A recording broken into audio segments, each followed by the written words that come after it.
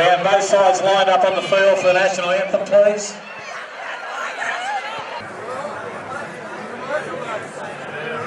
Yeah, we were just talking about that. Nyngan might have to snake around in a figure eight. A couple of ways.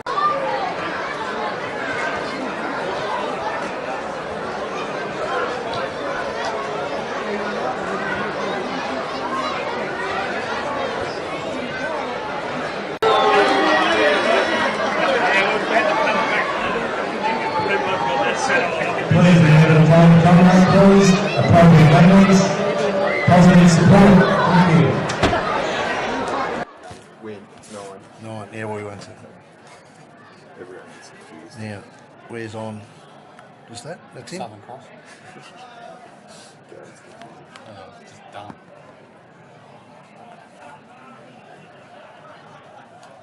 Good afternoon, ladies and gentlemen, and welcome to Caltex Park in Dubbo. A glorious day for rugby league. A huge crowd in for this grand final.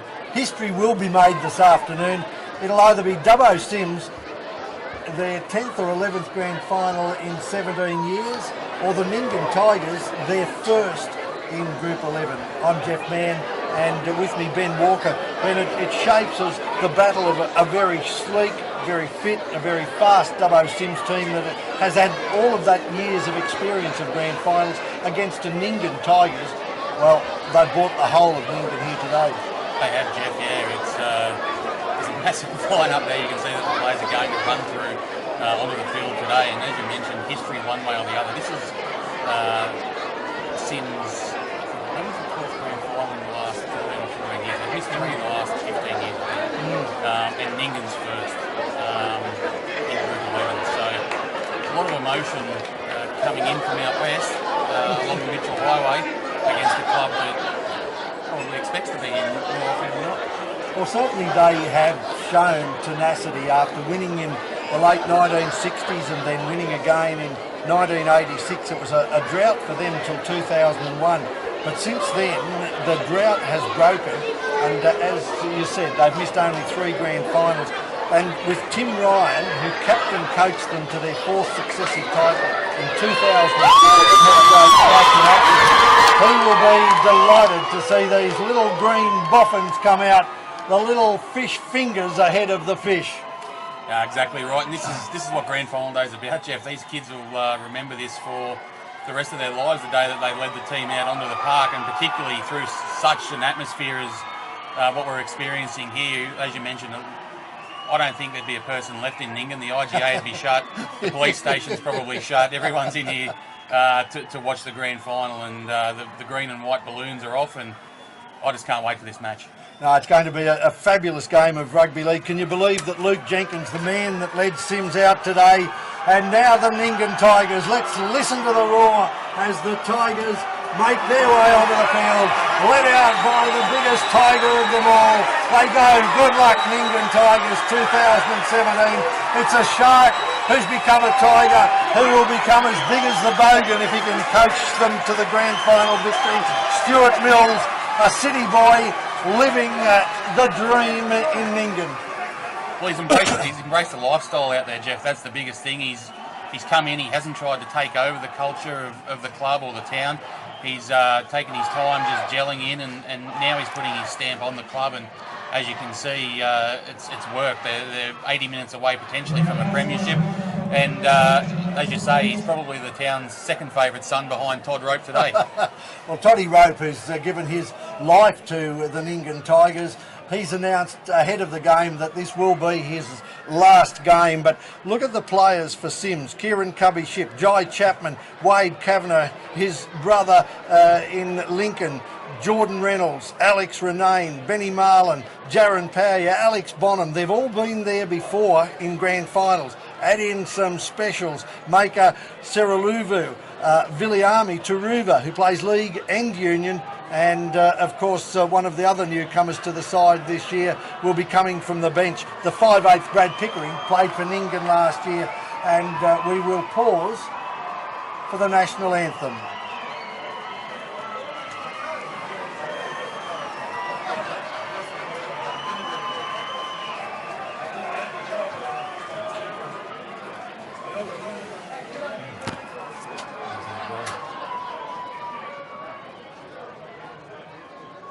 Still waiting for everybody to be behind the fence, please. Everyone behind the fence. The game won't start until everybody is.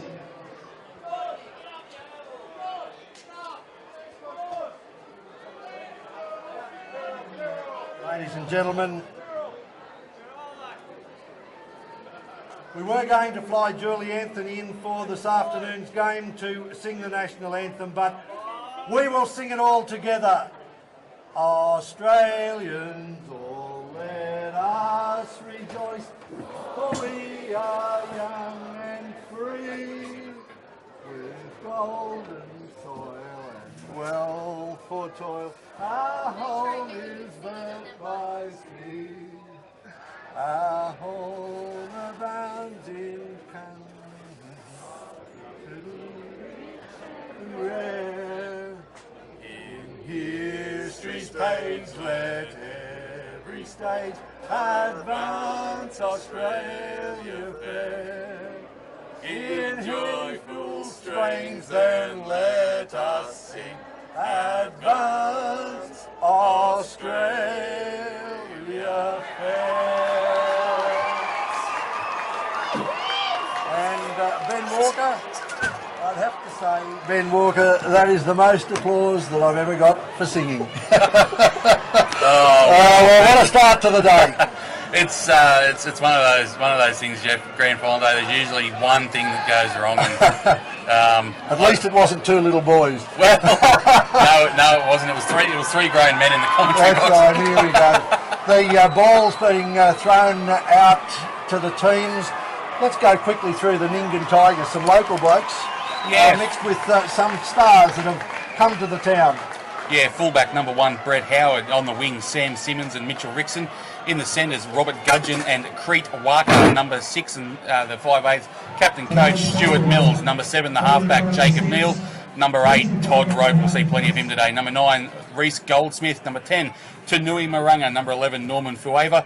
Number 12, Lomo Atal. And 13, Benny Kokonasiga. On the bench, James Fisk, Clayton Cooley, Troy Evans, and in the 17, Rodney Coates. And for Dubbo Cyms, Kieran Cubby Ship at fullback, Maika Seraluvu, Jai Chapman, Wade Kavanagh and Viliami Taruba, the flyer on the left wing. Brad Pickering at 5/8. Alex Bonham, who played 6 last year, is in at 7 in place of Matt Toole from last year's grand final. Jaron Powyer at 8. Luke Jenkins at 9. Benny Marlin 10. Alex Renane 11. Jordan Reynolds 12. Lincoln Kavanagh is 13. And the kickoff comes. Yeah, Cyms taking first possession of the ball. Jai Chapman there, plenty of attention. It goes to Marlin. He makes a hit up. There's a couple of Nyngan defenders in there. Hit him low and hard. One of them there, Reece Goldsmith, the hooker. Plenty of niggle from him. Goes to Jenkins now. Out to Renane. Oh, Stuart Mills has wrapped him around the head there, but referee Simon Hardis says play on. Renane plays the ball now. Jenkins at dummy half. Gets it over to Powyer. Powyer hits it up. Takes it over the 40 before he's dragged down 5 metres out from halfway.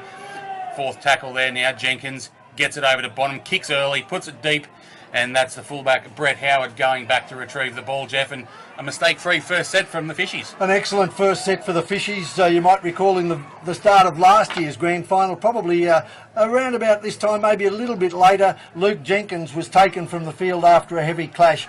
I think that he is determined to be there for the day. His opposition hooker, Reece Goldsmith, earned plenty of, infamy, I think, last year for his antics on the field, but in the end, Reece Goldsmith was able to prove his worth, return to the club this year, and on Friday night was named the best and fairest, an award that was given by the referees. A mistake made by Troy Evans, is it? I think it was Mitchell Rickson. Mitchell Rickson out on the wing. Yeah, indeed, because Johnny, the big centre, is out from the team, but apart from him, it's the complete side, and already we see the experience of Stuart Mills. He's having a yarn there to referee Simon Hardis about a decision that has cost them the ball on their own 40. Yeah, and Cyms take the ball there. It's Matt Nyngan in the 14. He's started at 5'8", goes out there onto the wing now, taken just inside the line there. Touch judge all over the play. It comes back now. It goes to Nyngan. Nyngan hits it to Powyer. That's his second hit up. He runs around one of his teammates. Brought down there now, 20 metres out from the Nyngan line. Cyms on the attack here very early. Jenkins summing up which way to go. He goes left to that's Kavanagh, I think there. Lincoln Kavanagh, he's taken there 15 metres out. Jenkins scheming around in dummy half. They're all over him in the play the ball. Jenkins now takes it, gives it to Nyngan. Nyngan looking for support. He finds Kieran Covey-Ship, steps inside. Kieran Covey-Ship, and it's over! First try of the grand final, Jeff. 2.5 minutes in, and it's the fullback Kieran Covey-Ship who opens proceedings, and Cyms will play from in front. 4-0 in the grand final. The last game in the major semi-final here a couple of weeks ago, Cyms virtually spent the first half defending as Nyngan threw everything at them. That was a critical turnover that came for Nyngan when they had the ball, and Cyms have made them pay. You mentioned Matt Naden starting at 14. Well, of course, he starred for Cyms when they won the premiership 2 years ago. He was a brilliant lock forward or 5'8", but I think that play showed just why Tim Ryan has brought him out to start the game. He's got an incredible ability to move the ball. He's got a great vision, but in spite of all of his vision, put that one down to the fullback, Kieran Covey-Ship. His brilliant stepping, he came off his left foot, came back in, and then was able to go back off his right and score the first points. 4-0 after 4 minutes of the grand final. Yeah, it's an ideal start for the Fishies. As we mentioned, they probably needed to get off to a good start because Nyngan riding so much emotion into this grand final as Bonham comes in with his shot at goal. The touch judges wave the flags in the air. 6-0 to Cyms, and that's just the start they would have wanted. Taking a little bit of the air out of the sails of the Nyngan fans with so much emotion riding in this game. Absolutely, and that would be difficult to overcome because all the hype, all the talk during the week has been about this grand final. It's been about 89, it's been about 79, it's all of that. It's last year's under-18s making the grand final. It's been a big week for them, a lot of media attention, but the first points go to the Fishies. We've been billing it in all of the media about the Tigers from Oberon and the Tigers from Nyngan up against the Fish. Well, the Fish are swimming. 4.5 minutes gone, they lead 6-0. They have the ball on the second tackle, and Jenkins gives it away, and that's to one of the wingers coming in there. They've got two powerful wingers, and Taruba there, who's played a fair bit of rugby union this year. I think he prefers to be able to get up and play the ball rather than lay it back. Exactly right. He loves his football. He's been a big inclusion for Cyms. Of course, a try-scoring machine for the Roos in the rugby, and he's done a great job now as Nathan throws a cut-out pass. He finds Wade Kavanagh there in the centres, who makes a half break, and Cyms asking plenty of questions of the Nyngan defence here, and they're playing an up-tempo style of game as Powyer makes another hit-up, and that might be one of their tactics, is to play that up-tempo style. It's a warmish sort of day, and Nyngan do have a big side, and that might be one of their tactics as Bonham looks for a kick, runs himself, makes half a break, he's taken there. Gets it back to, there's a mistake. And an offside play, offside yep, a penalty, yeah. One of those instinctive offsides, really. The ball was on the ground. He picks it up, Alex Renane, and for his troubles there, he's getting a little bit of a stir-up from Norman Fuava. I don't think that there'll be any love lost out there. Nyngan played Cyms in the second last round of the competition, Cyms having won by 104-6, and young Alex Bonham, having scored 64 points, went out to Nyngan and couldn't cross the stripe. And Nyngan that day played a sort of game that we're going to see here as Fuava takes it forward straight into the Cyms defence. And again, one low, three around the top, and they put him down. The Cyms line has been almost impregnable through these final series. They coughed up 2 tries to Nyngan in the last round, but it was in the second half, and this time they go wide, and young Neil, the halfback Jacob Neil, went down, played with the Tigers in Sydney for a while, but back with his home club, and Reece Goldsmith at his skimmies and shimmies and gives it out wide to Creek Wacker out on the far side of the field. They're calling for it on this side, the number 3 Robert Gudgeon, the Gudgeon name famous in the Nyngan Tigers rugby, and Big Toddy wrote, held, but slips the ball out the back, and it comes now to the fullback Howard. He's exciting, but held by the Cyms defence, and as they did in the major semi-final, Cyms holding them out. 3 kicks in there, the ball goes to ground, Cyms retrieve, and once again, Nyngan really didn't look like they had anything particularly special. No, but Cyms have popped the ball up here, Jeff, and yeah, Nyngan didn't ask too many questions there in that set, but they've muscled up in defence, they've forced an error, and we now have time out as referee Hardis comes across to touch judge Willie Barnes. Not quite sure what's happening he's here. having a chat there. I think he might be telling one of the players to Yeah, button the lip. I think it's Alex Renane who might be.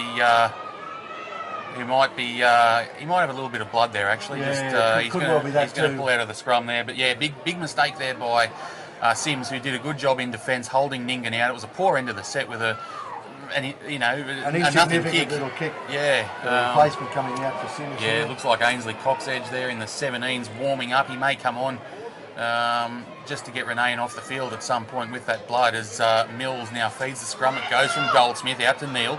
Neil challenges the line himself. He's taken 10 metres out from the line. Dragged back down to the ground there, no penalty. The 13 there for Nyngan, Benny Cokanasiga. He takes the hit up, dragged down now, 8 metres out. Goldsmith in at dummy half. Comes across now to Mills. Mills steps inside looking for some support. Goes himself and eventually dragged down there. Just one-off play, isn't it? It is. And they look to go across the ruck this time, and it is gone even further. Neil looping out wide to the second rower in Loma Atua. But Cyms still force them back. 4 tackles gone, and there they are, still 10 metres out from the line. Goldsmith again, this time a little dribble into the in goal. This might work out well for Nyngan. They might get a return set. In fact, they will get a return set. So Cyms under the pressure, but they've got the points on the board. Yeah, and there's a bit of niggle in this, Jeff, and a lot of it's surrounding Alex Renane. He was back there scrapping, picking up the scraps there in defence, and the Nyngan blokes certainly didn't let him up off the ground very quickly as he gets some attention there now.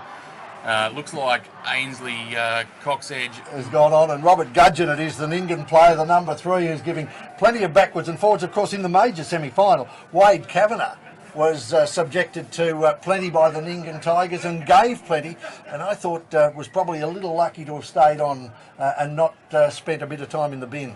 We've got some time off here as referee Hardest, first send-off of the day. It looks like Nyngan Waterboy has been given his marching orders. Yep. And play will not resume until he's off the field. 9 minutes gone in the grand final. It's still Cyms 6-0 as the line dropout comes. It's an awkward little one. Neil lets it bounce a couple of times, and it's going to work out well for Cyms here. It's 55 metres. Neil picks it up, and he's got no choice but to take the tackle himself on the halfway line. So that's a big win there for Cyms. And those little mistakes that are being made at key times by Nyngan, hurting them in the early stages as they try to get back into the contest. Fullback Howard there takes it, and they're just inside the Cyms half. This time Mills goes wide, out to the centre Gudgeon. He throws another wide one, but an unhappy time for Mitchell Rickson, who basically is in there because the winger has gone into the centres in place of Big Jono, the very tough running centre. He's out of the game with a hamstring injury and was considered to be far too much of a challenge for today's game. There's a bit of lip out there too. Matt Naden up against, it looks like Benny Cokanasiga. They're exchanging, I wouldn't call them pleasantries. In fact, it was Loma Atu. Probably not phone numbers either, but as Bonham feeds the scrum now, and he finds Kavanagh there, a good hit there. I think it might have been Reece Goldsmith who made the tackle there. No, it was the 16. Yeah, Troy Evans. Yeah. And a penalty goes to the Fishies. They're relieving one there. And Bonham will find touch here, and they'll go on the attack again, taking the penalty 40 metres out from their own line. 11 minutes gone, 6-0, a try for Dubbo Cyms by Kieran Cubby. Ship scored in just the third minute of the game. A good movement from Cyms after a mistake by Nyngan, 40 metres out from their own line. 3 tackles gone, and then Cyms were able to spin it, and there's a hit and spin, and it's the number 11 for Dubbo Cyms, Alex Renane, who takes the attention. They're not a big pack of forward, Cyms, but they do go forward all day. Lincoln Kavanagh and Jaron Powyer, the number 8, will see him carting the ball forward as well, as he has the ball now, takes it forward, got a good step on him as well, little step to get him out of trouble, and if they're given any latitude at all, Dubbo Cyms, then Nyngan are going to make them pay as they go wide again, and it's that forward ball. Wow. I think it was the touch judge on the far side there, Thornton, who called the pass forward. It did look forward, just, from our angle, but we are on a bit of an angle. Absolutely, and I think is that Brad Pickering playing on the far wing? I think it might be there. Yeah, certainly it's not Maika Saraluvu, but the boy from Canamble who played with Nyngan last year. That would have been sweet for him. Again, that ball going wide, and it's been costly mistakes by Nyngan.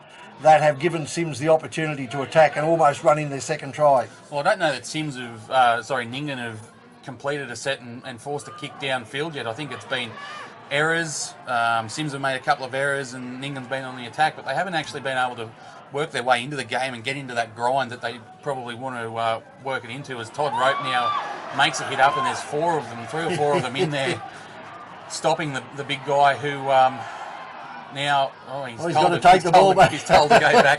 Plays the ball now to Goldsmith. Goldsmith slips over there, the player who received the pass. I think that was Benny Cocknessiga. It was. It is the lock forward. But he keeps pushing forward. He's made it up to the 40-metre line after all of that.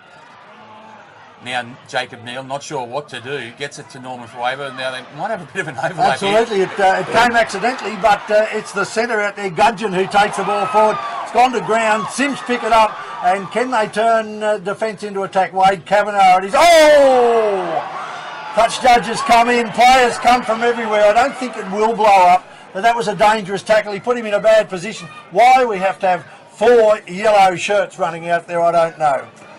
Yeah, well, the tackle obviously wasn't a good one. It wasn't probably the worst tackle I've ever seen either. It was just got him beyond the horizontal. They've laid him down and there's been some exception taken to it. There's a couple of touch judges have run onto the field. I think the referee knows what's happened. He was all over it hardest. Todd Rope, interestingly, fired up there and a few guys into him over there as well. Jai Chapman and Rob Gudgeon here as well, exchanging a few words. But yeah. I was expecting a kiss on the cheek from the pair on this side. It's interesting. I really don't see why you need to have 4 blokes out there.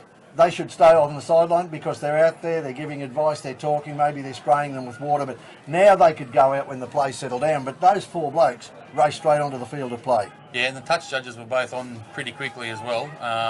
Both captains being called out here. I think they're probably going to get the message just to calm their teams down. There's obviously a lot of emotion that goes into a grand final, and there's been plenty of lip out there, and that's what we expected from these two teams. They don't really get along.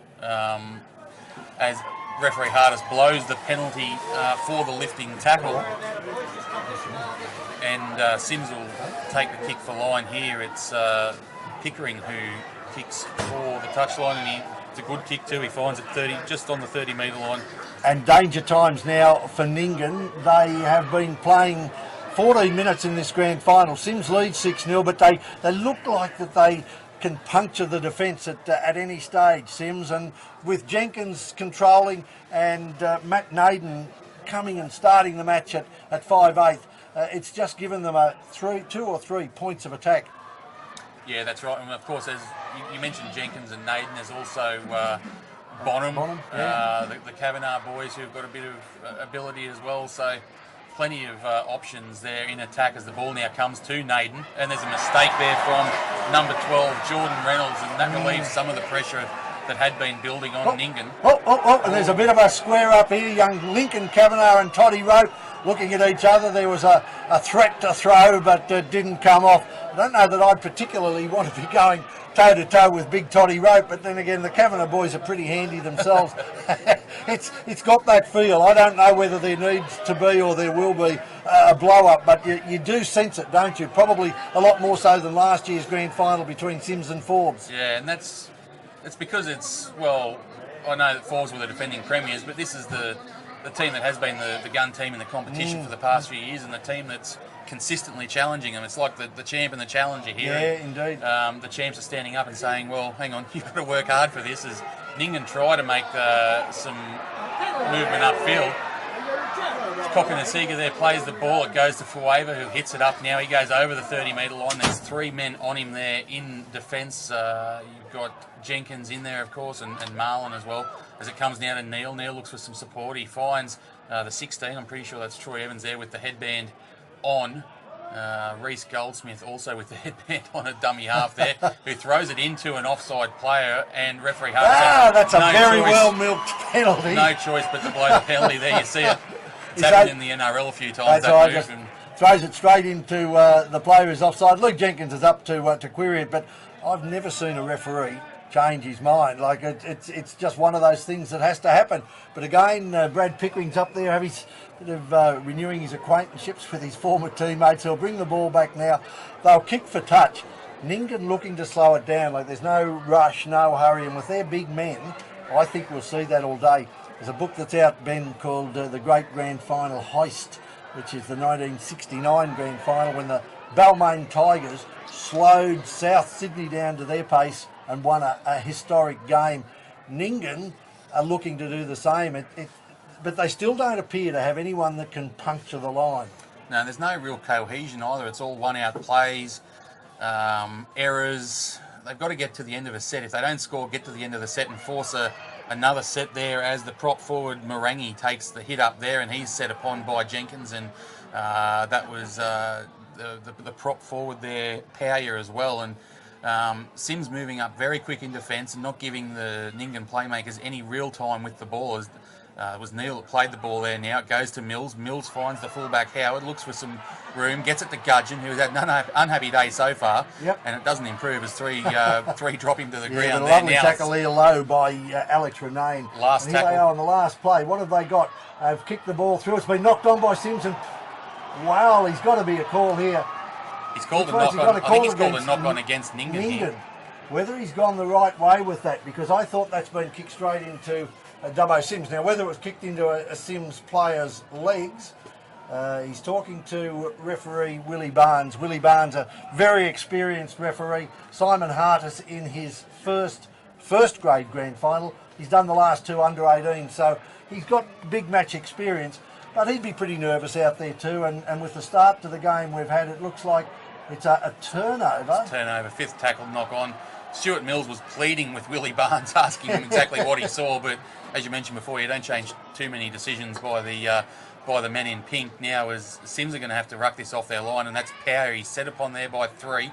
Only made 3 or 4 metres there, and this is a set where Nyngan can really step up and try and force another error. Well, we're 18 minutes out from half-time. Cyms holding that lead. It could be something that is going to be expanded here as the ball goes out from that man Kavanagh. He gives it out to the far wing, and it is Brad Pickering playing on the far wing, and the Canamble flyer is pulled to the ground as it goes across the back line now to Bonham, and Bonham then gives it to one of his forwards, and Marlon. He's a workhorse, Benny Marlon. Doesn't get a lot of the tags. He coached, captained their Cyms juniors to a premiership grand final a few years ago, and there we go. That's a big hit on, is it Ainsley Coxedge that's out there? It is the 17. He's up and having a few words and looking, but look at this man go. This is the fullback Cubby. Oh, gives it away, and it was Chapman made the error. Chapman put it down. For his troubles, he got a big push in the back by Gudgeon, who's now having a bit of a word to Viliami Taruva.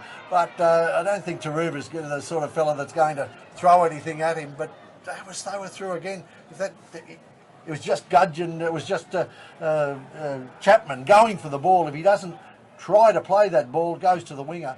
They're probably in with an inside pass a little bit further down the field. Yeah, I'm sure the pass was meant there for Taruva, and Chapman just got his hand in the way. But again, Nyngan have been let off, and they're going to have to do something shortly because Cyms aren't going to let them off time after time as the winger there, Rickson, takes the first hit up from the scrum, and he hangs on to it this time, which is going to be good for his confidence. Built more like a forward, and I think he prefers that to get in and run close to the ruck like that rather than being out wide. Mind you, he takes some stopping if he's only a few metres out from the line. That's right. But he prefers to go in there as they have punched a little bit of a hole here and got it over the halfway. They've got about 20 metres in 3 tackles. But again, look at this Cyms defence. Jenkins in there controlling and talking to them, and the replacement there, Ainsley Coxedge, comes across and makes another good tackle with Alex Bonham. This time the kick from Mills is high, and I don't think there'll be too many problems for Kieran Covey-Ship. He is electrifying with ball in hand. Yeah, he had a slow start to the season. I think he may have been carrying a little bit of a niggle, but as the season's gone along, he's really improved. He's a bit ginger after he was set upon there by the Nyngan defence, and this is where they can aim up. 2 tackles down. Cyms are only 5 metres out from their own line. There's a pass there now. It's an awful pass. Back into the in goal. Drop down. Is it a try? Let's wait and see. I think it is a try. It looks like a try. The try is coming, and it's the lock forward. It's the lock forward, Benny Coconasiga, who has pounced on it. Terrible mistake. Very un-Cyms-like mistake, but it came from that little wobbly kick into the in goal. And it was just an errant pass from dummy half, which found nobody. A mistake in the in goal area, and that comes because those first 2 tackles, Nyngan aimed up, Cyms were going nowhere. They were looking for a release valve and it didn't happen. And I'll tell you one thing, the Nyngan crowd are now up and about. They're certainly singing the Tigers, aren't they? They're letting it rip out there. 18:30 to go in the first half. 6-4 kick to come from just beside the post. You'd almost think that this game will be locked up at 6-all in a couple of minutes, but it was Benny Coconasiga who scored that try. They've brought these men out from the islands. Tanui Maranga, the prop forward, Norman Fiuaba in the second row, Loma Atu, Crete Wacker out in the centres, and of course Big Johnny, who's not playing today, but they've certainly hit the ball forward. They'd be feeling the heat, but gee, nothing lifts you more than a try like that, and it is what one would think a simple kick and goal here. Sam Simmons, and while Sam Simmons is lining up this conversion, what about that young Simmons? I don't think they're related, but the referee that did the under-18s, unbelievable, Cody Simmons. Yeah, very good young referee on the rise. Simmons adds the extras, Jeff, and I think with 17 and a half to go, we're just over the halfway point of the first half, and we're locked up now at 6-all. With the run of play, Nyngan are probably pretty happy because Cyms have had the better of the opportunities. Called back for a forward pass, a mistake down here just in front of us a couple of minutes ago. And Nyngan have just found a way to get back into this contest. They're not playing pretty football, but they're playing. It's effective at the moment. They're playing the sort of football that they wanted. It has to hurt you if you're taking on 17, 18 stone forwards running at you. If they can control the ball, and here's this young fellow who is playing on the wing, Mitch Rickson, and dropped the first two passes he got. But gee, he's gotten involved, and that will build his confidence too. They'll be settling down a little bit. There's a big crowd. They know that they're carrying the weight of their team, and Jenkins is up there again. His tackle count will be high. And this time it is Fawada, is it the second rower? Coconasiga who's gone forward and looking for, well, not necessarily a 40-20, but a good long kick by Jacob Neal, who's had a bit of experience at both representative level and down in Sydney for a little while. That's exactly right. And Jeff, no surprise that on the back of that first points, Nyngan have completed a set, put a good kick in, and all of a sudden they're starting to aim up in defence. 3 men in that tackle there. As Cyms make a replacement there, it's the 16 who's coming on for them there. And I can't quite see his face, but Renane has come to the bench after a strong first stint, as Cyms now trying to move the ball out from their own area. And it comes back now to Bonham. Bonham puts a big kick in. There's no fullback and no winger back. So, and the ball's just taken the wrong bounce for them as Rickson gets back there now. And he's going to bring the ball up. And the first bloke there to meet him was Bonham, but he beat him pointlessly. And it was up to Coxedge and Marlin to make the tackle as Gudgeon gets into dummy half now, beats the first tackle, runs around a player of his own and meets Bonham there and the 16 who's just come onto the field. It's the young player that came to Sydney. He's Benny Marlin's cousin, came out from Sydney this season. Injured his ribs badly a couple of weeks ago, but he's out there taking the ball forward again now and lining up with the green team in defence. And all of a sudden, Nyngan starting to gain ground in each of their sets. Their big forwards have done some damage. The big winger on this side has done damage, and now it's the coach Mills who gives it forward. But what a great tackle! But an offload comes, and Coconasiga gets it away to Neal. It goes out wide again, and further wide out on the wing to Simmons, and he is taken in a great tackle. Kieran Covey-Ship coming across, 1-on-1. He had to beat him to score. What can they do, Nyngan? It goes to Mills, and across now to Howard. Howard has to score, and it does.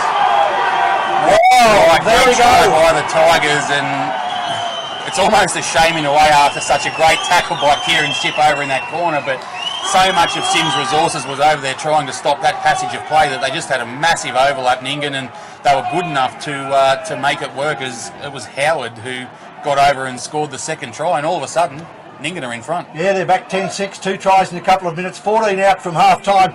That all came, as you said, though, from a almost perfect set of 6. They worked the ball. Neal drilled it deep. It didn't go to touch, but it took a good bounce that forced the Cyms players back, including the winger Taruba. But then they nailed up in defence. They got the ball back from a kick. It stood up on its end. The winger, Mitch Rickson, made a bit of territory, and on the back of that they got a roll. once they'd splintered them, it went wide, and Neil out wide got a great delivery away. There was the run of Sam Cyms down the side, but then he fell and the try came. Yeah, that's right, and it's amazing. There's moments in football matches, and this one down the right-hand side here, that little mistake by Chapman. Since that time, Nyngan have had 3 sets of 6, scored on 2 of them and put a deep kick in on the other, and all of a sudden what could have been 10-12-0 to Cyms could potentially turn into 12-6 in favour of Nyngan. And you know, that tackle from Kieran Cubby-Ship could have been a moment in itself over there, but Nyngan were good enough to spread it back the other way and score, and we're right behind this kick from Sam Cyms, and there's a bit of voice has appeared in this crowd, and it's all to our left. And that's the Nyngan Tigers. Remember when they won the grand final in reserve grade a couple of years ago? David Morrow, who was out calling it for the ABC, had never seen anything like it. Cyms comes in, a little stutter, boots the ball straight through. The Nyngan Tigers go up, and the scoreboard goes up as well. It's 12-6. 12 out from half-time in the Tooheys Group 11 Grand Final for 2017. Well, it's been a frantic 28 minutes. Dubbo Cyms it is now, who are wanting to regroup. I would think a deep kick. What will they do here, Nyngan? It's the experience of Mills, who came out to play with Nyngan, and I thought, gee, that could have been a high tackle given, but it wasn't, and to his credit, the player gets up and just plays it back. That was the prop forward, Morangi. This is Nyngan again doing what they like to do best, and again there's Rickson, the winger, in, taking pressure off his forwards as they go forward, spin and hit. I think that's Rodney Coates, the local boy, went down, played in the New South Wales Rugby League Cup, but he's back out with Nyngan, and Reece Goldsmith, the player of the year, voted by the referees. He was as stunned as anyone. And now Mills puts the ball on the boot. He's found a little gap between them. And again, Taruva. Whoa, I'm not sure whether that was particularly well signalled, but Taruva gave it to Ship and then came back. Kieran Cubby-Ship looks to be limping a bit. Yeah, he was hit hard. I think there was a bomb put up, and he was taken very, very hard, and he is limping noticeably. That was Powyer that made half a break there for the Fishies. Now, as it comes to Marlin, he takes it up towards the 40-metre line. He's set upon there by 3 players, including Goldsmith, Kokonasiga. As it goes to Naden. Naden finds one of the Fijian players. Well, he's come onto the field. He's come onto the field. I think that might be Sarah Luvu, who's come on the left winger. Yeah, the winger who's come on and taken a bit of a hit up there. As Naden now kicks and looks for the corner. Brett Howard runs back there now. He retrieves the ball, takes it up into the heart of the defence there, and he's met by Kavanagh. Gets up now, plays the ball. I think this is Cyms who's going to hit it up into the defence. Makes a little bit of an impression. Gets over the 20-metre line there.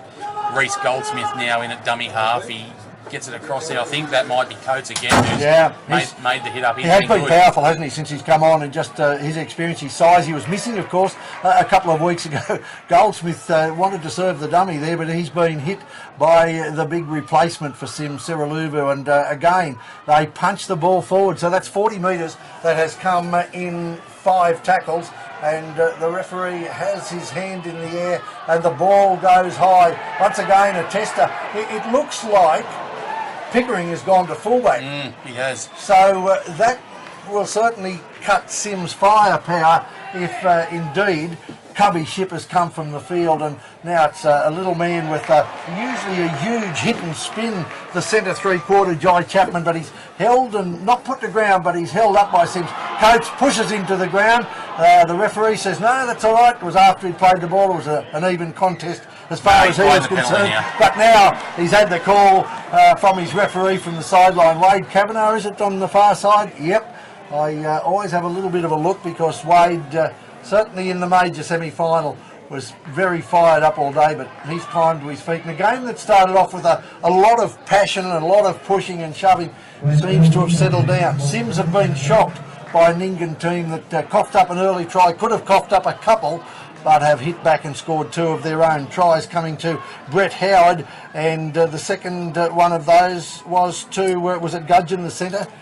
I think it was Kokonasiga. He scored the first one, and of course the second one to Brett Howard, and they've kicked both goals. Sam Cyms against Kieran Cubby try, and Cyms now punching a bit of a hole. Kieran's actually out on the far wing from us, Jeff, now as Nyngan gets the ball. He looks for some support, gets it over to Kavanagh, steps back in off the left, makes a break, and comes to the back and goes over to score a try. That's a big try there to the centre, number 4, Wade Kavanagh, and all of a sudden, with 8 minutes to go in the first half, we're going to be locked up here, and it was that left-hand side attack for Cyms again, which caused the problems, and the Fishies have hit back probably as they needed to after they conceded 2 quick tries, and that was just a simple step back on the inside by Kavanagh, beat the fullback, and he's over adjacent to the posts, and there'll be no trouble with the conversion here from Bonham. He was playing in the second row last year, Wade Kavanagh, second row or front row.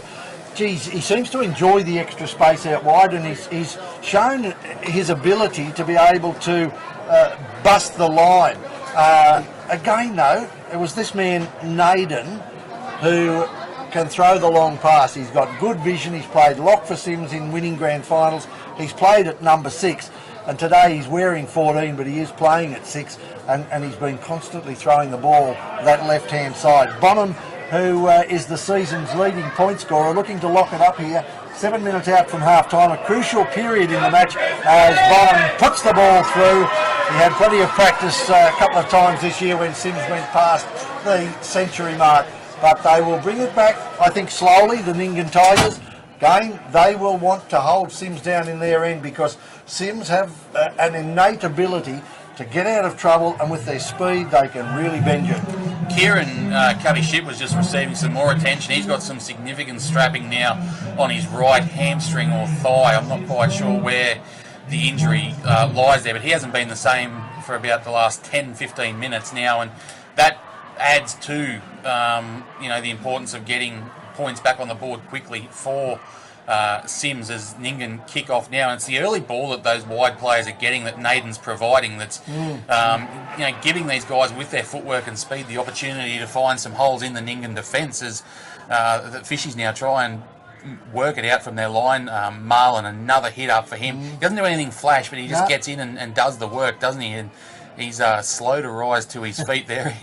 He's not the biggest of forwards, and there it is, and that's the quality of Dubbo Cyms, the lock forward this time, the brother of the try scorer, Lincoln Kavanagh, who takes it forward. But Cyms looking again on that left-hand side and almost through again, Wade Kavanagh, but he is held by Neil and put to ground. He's up, gets the ball away. It goes kick and chase this time.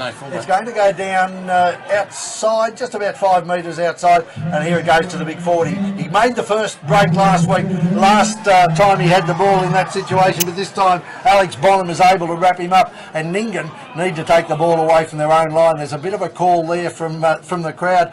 I'm not sure what it was. It would normally have been get them on side, but it was the Cyms crowd that went ooh and ah. So this time it's the replacement James Fisk who gets them up over the quarter line. Simon Hardis has a very big 10 yards, of which I think Jenkins got to about 9. Ben Marlon hasn't moved in back play either. And here we go, Reece Hodges it is that's made the break, and Benny Marlon is down seriously injured as the ball is spilt by Hodges after he made that big break. It's gone down, that's Reece Goldsmith who made the big break. He went to ground, lost the ball, Cyms have recovered it, and now that gives an opportunity for the fitness teams to come out. And it looks like, that's Cubby Ship, is it, on the far side? Yeah. That's down here, and we've got Marlon down on this side of the field, and Cubby Ship is really struggling. You can see him on one knee, and it looks to be the right thigh that is strapped. I wonder if he had some sort of a niggle going in, but he doesn't look like he might be going to play too much part, particularly in this half, with 5 minutes out from half time and the score locked up at 12-all. Well, they looked to capitalise on that error there by Nyngan. The ball got shifted to him very quickly, and he just wasn't his usual elusive self. He almost crumpled into a tackle. Cubby Ship over there on the far left-hand side, and that caused the tackle, which now we've got time off, and Marlon's going to be carried from the ground. He's very, very ginger on what appears to be either a right knee or a right ankle, I think, with the assistance of some trainers here, and you'd suggest that that's the end of his day, as the 15 there comes onto the field, another one of Cyms PG and contingent. But, 12-all here in the grand final. 5 minutes out from half time, and Marlon, he's not putting any weight on that right leg at all. That's the end of his day without a shadow of a doubt.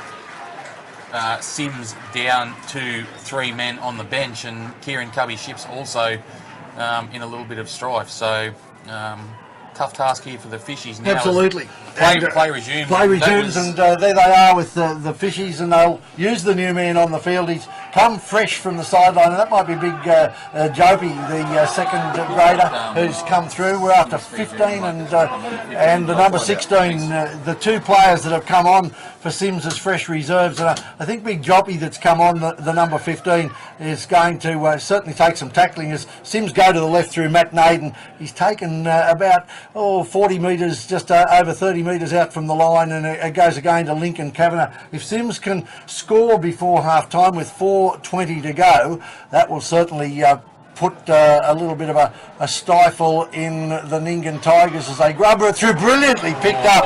That was pressure for Brett Howard, but the man who scored a great try has been able to pick it up and to get the ball down, and it is Rahu, the replacement for Cyms, who's up there in defence, the number 15, along with centre Jolly Chapman, and Nyngan looking to go forward. In fact, they've gone crossways and back a couple of metres. Cyms will be very determined to try and restrict Nyngan Tigers in this set of 6. 3.5 out from half time. It goes to Reece Goldsmith, and then little Fisk, who's really made a fisk of it since he's come onto the field, gets the ball away, and can this ignite something as the ball goes to the lock foot. It's the second right.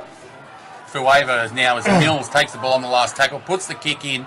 Pickering back there at fullback now. He's got Turuva, who's in support. He makes the hit up into the fullback there, Howard making the tackle along with Mills, and that's ended up being a pretty good set from Nyngan because they were going nowhere early now as Ralulu, he makes the second hit up. He runs it straight into Goldsmith, bounces off him, but they come back and they put him down just over the 30-metre line now. We're 3 minutes out from half-time as it comes to Nyngan.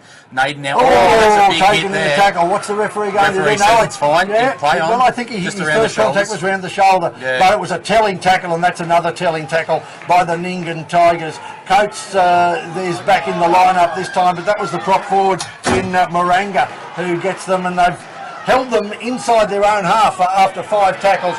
This one will take a big kick. It comes to Bonham, and he does, and it's a big spiralling torpedo kick that's going to bounce back for Wade Kavanagh. He gets it out to the man that we said was struggling, but he has got the ball on one leg virtually. The fullback Kieran Cubby-Ship gives it back inside to Matt Nyngan, who looked like he might have pulled a hamstring or something as well because he just stumbled over the line. But that was an incredible kick. It was very difficult to try and get to on the full, and once it hit the ground, well, it was anyone's choice. I see Jenkins is waving to the sideline, and that might be Naden, the try scorer, who is in a bit of difficulty. So if Marlon goes and Naden goes, then your bench is suddenly restricted. I don't think Nyngan are not walking wounded either. Rodney Coates, who I think's been fine with the ball since he came on, but he's heavily strapped up in the thigh, and he was struggling a bit there in defence as well. But Cyms leading by 16 to 12. Kick to come. We might get the kick off and just a couple of tackles, but probably the half-time score is going to be 16 or 18 points to 12. Yeah, big try there in the context of this match because Cyms are the walking wounded at the moment. Kieran Cubby-Ship definitely isn't himself. He would have scored that try himself on any other day, but he gave the pass to Naden, and Naden's looking a little bit ginger himself. So for them to go in with a lead now at half-time, given the circumstances, they've surrendered a lead, they've got some injured personnel, and they're going to go in with a lead now as Bonham lines up the kick here. He moves in, strikes it. The touch judges move to their right, he's missed it, and it looks like it'll be 16-12, although we do have 45 seconds left on the clock here, but Nyngan are in absolutely no rush to get back to halfway for the kickoff. Actually, they've thrown the ball out the back as well. So. If I was a punter, I'd say they will just get the kickoff. And it's a crazy game because you have this situation where they'll walk it back to half time. Spectators have paid $15 to get in, lose their money. If this was Nyngan needing to score to retrieve it from there and score in the last second of the game, they'd have raced down here and we'd have had half a dozen tackles. But as it stands, all they're doing is walking down the clock. 15 seconds. Stuart Mills, the referee, saying, "Come on," well, he's acting like the referee, saying, "Oh, let's go off, boys. What's the point in going on with it?" And you know, that's a wasted almost minute of playing time in this grand final. It was basically a minute and a half on the clock when Bottom was lining the kick up. So, and we've seen no further play. So, 16-12 half time. Cyms leading in the 2017 Group 11 grand final. Hasn't been the prettiest of football, Jeff, but it's the contest that we expected to get. Absolutely. Tries coming in the first half. Kieran Cubby Ship scored early, out wide, a brilliant turn of speed, stepped off his left foot, came inside and then was able to get back around and skirt outside the defence. The conversion came from Alex Bonham. The second try went to the Nyngan Tigers. It was Benny Coconasiga who scored the try. Brett Howard over within a couple of minutes, and Nyngan had hit the lead 12-6 and the cry was going up. Tiger, Tiger, Tiger. 12 all became 16-12 to Dubbo Cyms when a towering bomb was let bounce. It stood on its end. Cyms came through. The ball retrieved by Wade Kavanagh, gave it to Cubby Ship, and then back inside to Matt Nyngan, who scored. Conversion unsuccessful, 16-12 half-time. Score 16 points to 12 in favour of Dubbo Cyms. It would have been an interesting time in the sheds for Coach Tim Ryan. He's got some walking wounded, and Matt Nyngan, well, literally is walking out here on the left-hand side wearing Guernsey number 14. We picked up a couple of names there at half-time. Kalevi Ralulu is in 15, who came out on the field for Cyms. And the other one that was out there is Jackson Fletcher. He's a cousin of Benny Marlins, playing his first season with Cyms. Came out from Sydney. He wanted to experience a bit of this country football, but now Nyngan will hammer it away from their own line into a Cyms side that's going to have to do a fair bit of tackling.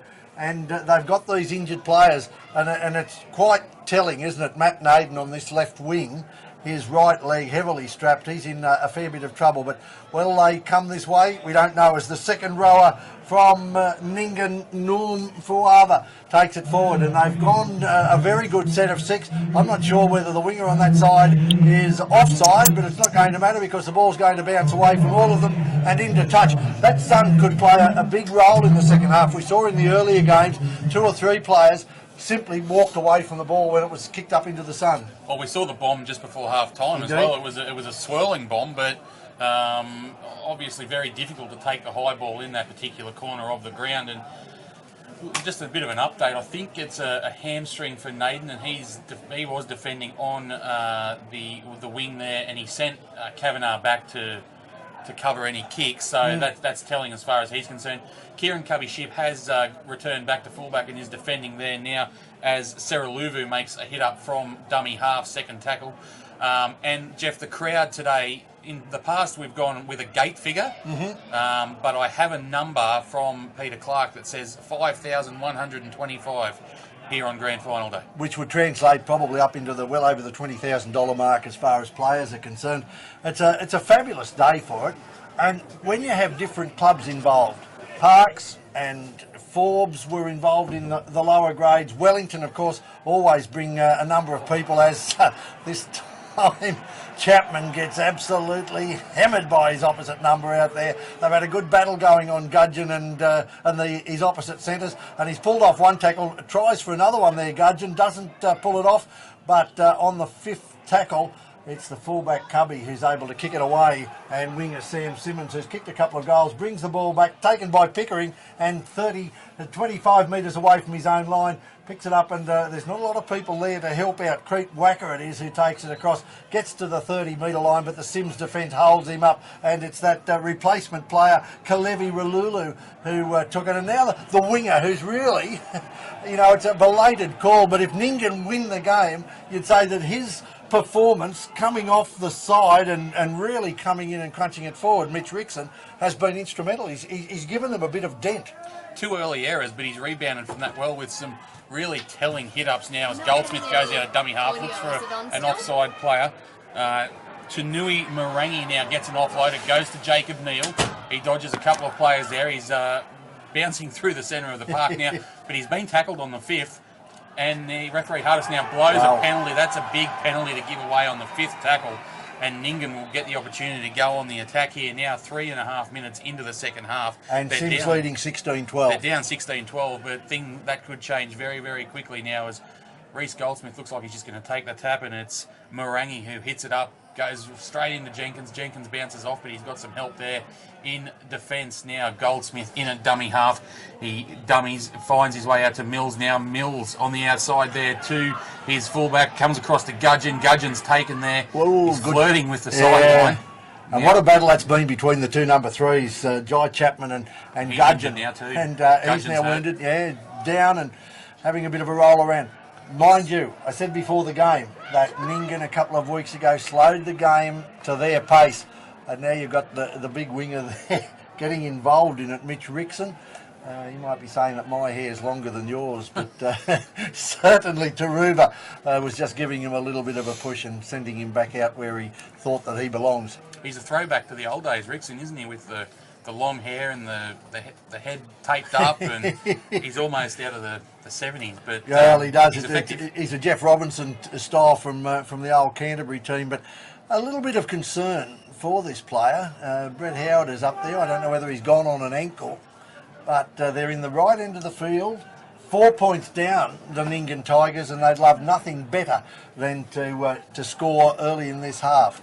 Well, they really have to, because they need probably to be the first team that does score. You wouldn't want to give away a 10-point lead to this Cyms team in a grand final with all the experience that they've had playing in deciders over the last sort of decade or so. Absolutely. But there is a fair deal of concern here for Gudgeon. I don't know how long they can sort of let this. No, how long you can stay on the field before you know. Well, he's certainly very ginger, and it's an I would have thought that he would play the ball and wander off on that far side, and they would be looking for a replacement. But the man that could possibly come on is young Fisk, although he's out there at 14. Fisk playing perhaps. Clayton Cooley, an under-18 player from Dubbo College who's played outstanding rugby league for Nyngan Tigers this year.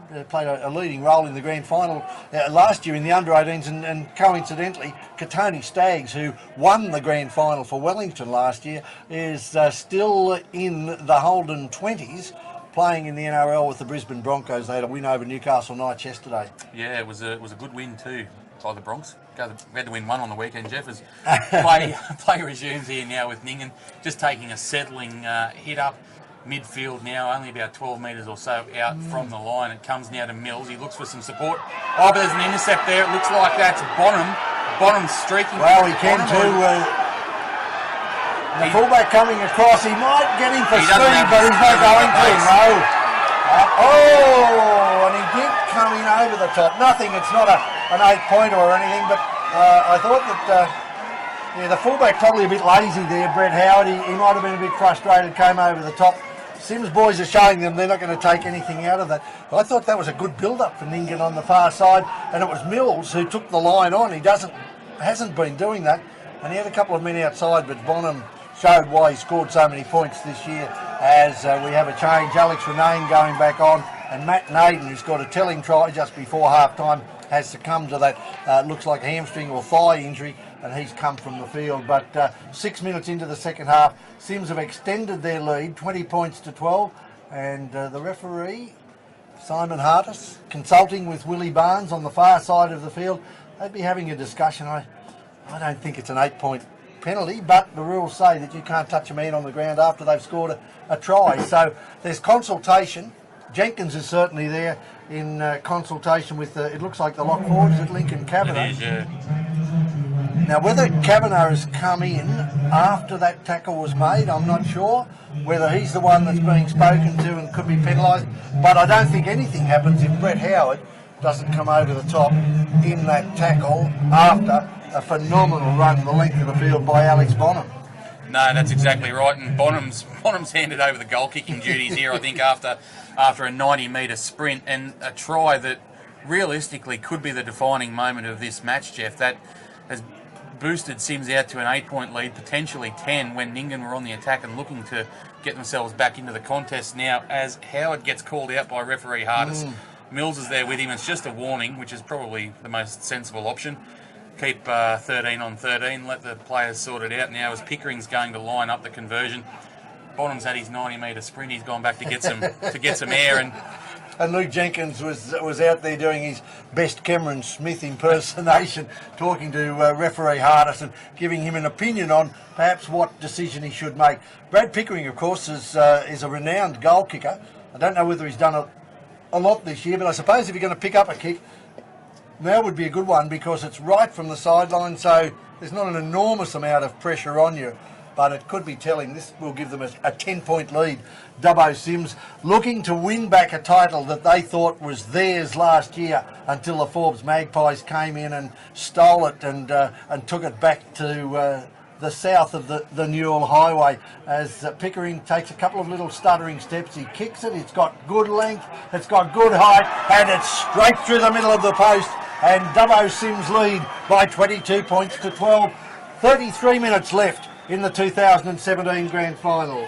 that's a dagger in the heart of the Tigers, as I mentioned, looking to potentially get back level or even take the lead by pressuring Cyms' line. A 90-metre intercept try and a conversion from the sideline, and even though Cyms are a little bit wounded as far as personnel are concerned, that will have taken a lot of the air out of the Nyngan sails, and now it's up to Stuart Mills and Jacob Neal and those guys to really, as we've got a short kick-off here, Jeff, and Reece Goldsmith's regained the ball. That's an amazing That's the sort of stuff that you used to play in 4 Stone Sevens knockouts, where you just dribble the ball forward, and this could be something that they can turn defence and a bad situation into attack. Well, they needed to do something, and the Cyms players were obviously just expecting the routine sort of kick-off, and Goldsmith saw that. The kick barely got to the 10 before he regained it, but a great little piece of play there, and all of a sudden Nyngan back with the ball. Tanui Marangi makes the hit up there now. He's dragged down about 33 out. As it comes now to Neal. Neal steps back on the inside, finds some support there from Fisk. He's taken now only about 12 metres out. It's the last tackle. And he ran into the big arms of Lincoln Kavanagh right in front of the post. They've got options either side, and again Mills is going to the left. This time he goes for the wider ball. It goes out to Gudgeon. Gudgeon gets it away, and that winger, the man who made a couple of mistakes early on, the big fella that we said has been taking off a lot of heat coming in and playing close to the play, has crossed out wide. I'm not sure what the discussion is here. The referee, Hardis, has put his hands in the air. He's called timeout. I think it's called a try. He's got his players going in. Yeah, the touch judges are coming in. So it's obviously a try. And that hit back straight away. Very smart play from Reece Goldsmith. He's the best and fairest player in Group 11 this year. 22 points now to 16 with a kick to come, and still 31 minutes left on the clock. Well, they needed to hit back quickly, and they did it as quick as they possibly could. Well, you wouldn't have thought that could happen that quickly. No, and a great little put down over in the corner there by Mitch Rickson, who's, if Nyngan had to go on and win this game, he's potentially a Bob Weir medalist, despite dropping the ball the first 2 times he took it. But that's getting a little bit ahead of ourselves. But there is an injured Nyngan player down in the far corner there, which is why we do have time out. I think it might be the fullback Howard or potentially Gudgeon. I'm not sure, but one of those guys. It was Gudgeon that was taking the ball in over on that side. Yeah, Howard's up here. It is Gudgeon. He's got the flash yellow boots on. So he was injured there earlier as well. So he's obviously just on one leg doing his best. But he set up a try there for Rickson in the corner, and we mentioned the kick of Pickering's only a couple of minutes ago from the sideline was crucial. Well, this one's crucial as well because it gets them back within a converted try. At the moment, a converted try would get them level. But yeah, 22-16 with the kick to come, and momentum shifts in games quite often, Jeff, but you don't normally see it happen within the space of about a minute and a half. And certainly not with something like that. And even if it's a kick-off, often we see the little high kick-off and someone goes through and out leaps. But that was just very smart football, the sort of thing, as I said, you would see in junior football, where kids just kick the ball forward and race through. This one's high, it's long, and it's just dropped over the black dot. Well, that's sensational kick from the sideline by Sam Simmons, and all of a sudden we have this game alive again. 4 points in it, 22-18, 30 minutes left. Who's got the will to win? Is it Cyms, who want to win back a premiership that was taken by the Forbes Magpies last year, or is it the Nyngan Tigers looking for their first ever title?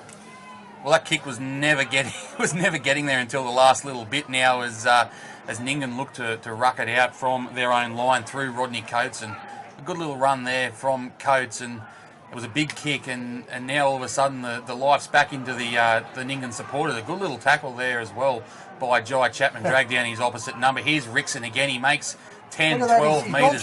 He's gone through that first tackle again. He's proved a handful since coming in from the wing. He's a little bit hobbled back now that we say that, but here's the prop forward again, Tanui Marangi. He's been solid all day. I don't know that he's had a break yet either. We've mentioned him fairly often, and Nyngan making good ground here through the centre of the ruck. Goes there with a flick pass to Neil. Fist to Neil. Fist with the flick pass to Neil. Neil comes to the fullback. He steps. Kieran Covey-Ship drags him down. He gets a little bit of support now. He had Howard looming on the inside. He did just now. couldn't get it away. Goldsmith goes. He goes to the replacement there. Oh, this threatens to finish very, very badly. But And six still, tackle. that is a good But set. they've gone the length of the field in 6. And Jacob Neal, well, he was a really prominent junior, and he was quite quick. I thought he'd lost that pace, but he made a good break. He was through the gap, and then it took some good work by the man that we thought was injured earlier on, Kieran Covey-Ship, 1-on-1. So that's 2 try savers for him. One over in the corner in the first half, and then that one. And we see Clayton Cooley is out there in 15, the junior, and he's the first man up for that tackle with Neil down low, and Cooley coming across again to lend assistance. Reece Goldsmith it is, who through the season probably gives away a fair few penalties with niggling around the ruck, but there's been none of that today. And another sensational tackle out in the second rower there, playing out in the centres, Norman Fawava, who was low, and Tanari Moanga was up high, and this time Cyms get it back just over the halfway line. So on foursome backs, it's Nyngan that went 80 metres, and now, I think that's a late tackle. I think that we could have a bit of trouble here for Reece Goldsmith. I've just given him a plus. The referees voted him as their best and fairest player, but he rushed up off the line. He appeared to go straight at him, high and late. Fortunately, Pickering up off the ground. Willie Barnes has come in to talk to referee Simon Hartis. I'm not sure whether it'll go anything more, but it was a brain explosion. A 6 tackle, and I'm not even sure if the ball didn't go out on the full and they'd have come back. But that can be a real game shifter because of just one silly mistake after an almost perfect start to the second half. Yeah, just a silly play, Jeff. Nyngan had the momentum. They'd gone 80, 90 metres in their first set. Cyms had done a good job to get up near the halfway line, but then to give away a penalty on the last tackle just undoes all that good work and gives Cyms 5 tackles now, only 20 metres out. And Powyer makes the first hit up, and he runs into some solid defence there from Coates and Marangi there through the centre. As Marangi gets his mate up off the ground, they don't want to give away a penalty here. It goes to the 16 there, which is Fletcher. He gets taken down only 10 or 11 metres out. Jenkins now at dummy half. He finds Covey-Ship. Covey-Ship now to Pickering. Pickering off the left. Comes inside. Well tackled there. It was Jacob Neal, I think, who made the tackle around the legs with a couple of friends coming in for some assistance. It comes now to Ship. That's Ralulu, who spins through a tackle, breaks through another one, looks for some clear space but can't find it. Neal in there again to bring him down. Ralulu slow to get to his feet. It goes to Bonham. Bonham now gets it out to Covey-Ship. Covey-Ship spreads it there to Powyer. Powyer steps back on the inside, fends away, dragged down there in another good tackle, and he's dropped the ball, Jeff, and that's a let-off for the Nyngan Tigers because they had 5 tackles there, only 20 metres out, Cyms, and Nyngan stood up and they forced the error. I think the big difference in the second half for Cyms is the man that's gone off, who started the game at 5'8". He was named on the bench, Matt Naden. He gave them a creativity that just seems to be lacking at the moment. They've got the runners, they've got the determination, but Naden had the wide pass. He was just controlling the play. But a thigh injury has seen him go from the field. We look like another replacement coming on. I don't think Benny Marlin, the prop forward, will be back. But Nyngan will breathe a sigh of relief because a bit of a brain explosion from Reece Goldsmith, the hooker, put them in a position where they coughed up good field position and could easily have coughed up a try. This time the Nyngan players with the arms out wide, they're calling for a penalty. I'm not sure whether they believed that they were up inside, but Cyms, you're not going to really beat them through the middle. They're 3 men in a tackle. Having said that, he's called him back. That's a good decision by the referee. In the old days, that'd probably be a penalty, but at least it's a bit of common sense, I think, that change in rule. And Nyngan get it out to the 30. They'll want to go at least another 2 tackles, and then we'll be looking for a big kick, as Mills probably still, he would be having worries after giving away a length of the field intercept try to the halfback Bonham from Cyms, but Nyngan take it forward again. They might just be shy of halfway. So on the 5th tackle, look for a kick here. Is it Fist that's going to take it, or is it Jacob Neal at the back? No, it's the captain, Coach Mills, and he puts up a huge high bomb going straight up into the sun. It's bounced, not unlike what we saw before, but it's gone over the sideline, so that relieves a bit of pressure for Cyms. A lot of people out there with their hands on their hips and taking the ball and taking the time for a breather. Must be up around that high 20s, I think, on the field. Certainly the players would be feeling it out there. No, that's exactly right, and we've seen Mills' tactic, even from the middle of the park. He's putting up those high bombs down into that far left corner of Caltex Park, and we haven't seen too many blokes put their hands up to try and take one yet. So it'll actually be a good time if you're playing on the right hand side to say, look, I step better off my left and come over here into the shade and not have to face that. But it's interesting here. Brad Pickering's played a fair bit of the game out wide. Wade Kavanagh has had an exceptional game, almost breaks the tackle, and he did have Pickering coming through, but he's well held in the end. And here we go, Goldsmith. Best and fairest for Group 11 this year, and I'd say he's milked a penalty there, Wade Kavanagh. He's given a bit of lip, and he's sucked in the temperamental Reece Goldsmith. He's given away a second penalty in about 10 minutes. First one cost them field position but didn't cost them points. But a second penalty here in that period of time, this might test the patience, as our touch judge has come in, young Thornton has come in. The referee now calling out Reece Goldsmith, but I think it's another situation here where Nyngan are happy just to turn the clock down. Will he go? Will he go? If not, he would be on his very last warning, I would suggest. He's getting a very stern talking to by Simon Hardas, but in the end, it's just a penalty. And those critical penalties are robbing them of time to score tries. It's robbing them of ball in hand. Yeah, and it's also, it's up to Mills now to tell his star hooker to pull his head in, because they've got them. He pulled off a piece of magic off that restart to get them the ball back that led to the try that got them back into the game. And if he's continually giving penalties away, then and he gets in there again. He absolutely ravages Ainsley Coxedge's ribs, but Coxedge just kept going forward. And Goldsmith needs to settle down here, because he's put his team back in contention, but he could quite easily be the one who lets them down here very, very shortly, as Cyms now only a metre out. And Nyngan need to be wary of Jenkins here. We've seen him time and time again in the past with that big dummy and dart from dummy half in these kind of situations, or he finds a bloke just on the inside. I was going to say, it's either the dummy and dart, or they'll go wide and find someone on the inside, but it's just a straight forward, and the half-back here, Bonham, he lost the ball. It was almost stripped out of his hands there by Rodney Coates, but he managed to keep it in, plant the ball, and that one would be a lot more, I won't say satisfying, but he'd feel a lot better after running 3 metres to score that one after doing a 90-metre intercept a while ago. It turns again in Cyms' favour, 26 points to 18. And when we look back on this game, I know there's still 22 minutes to go.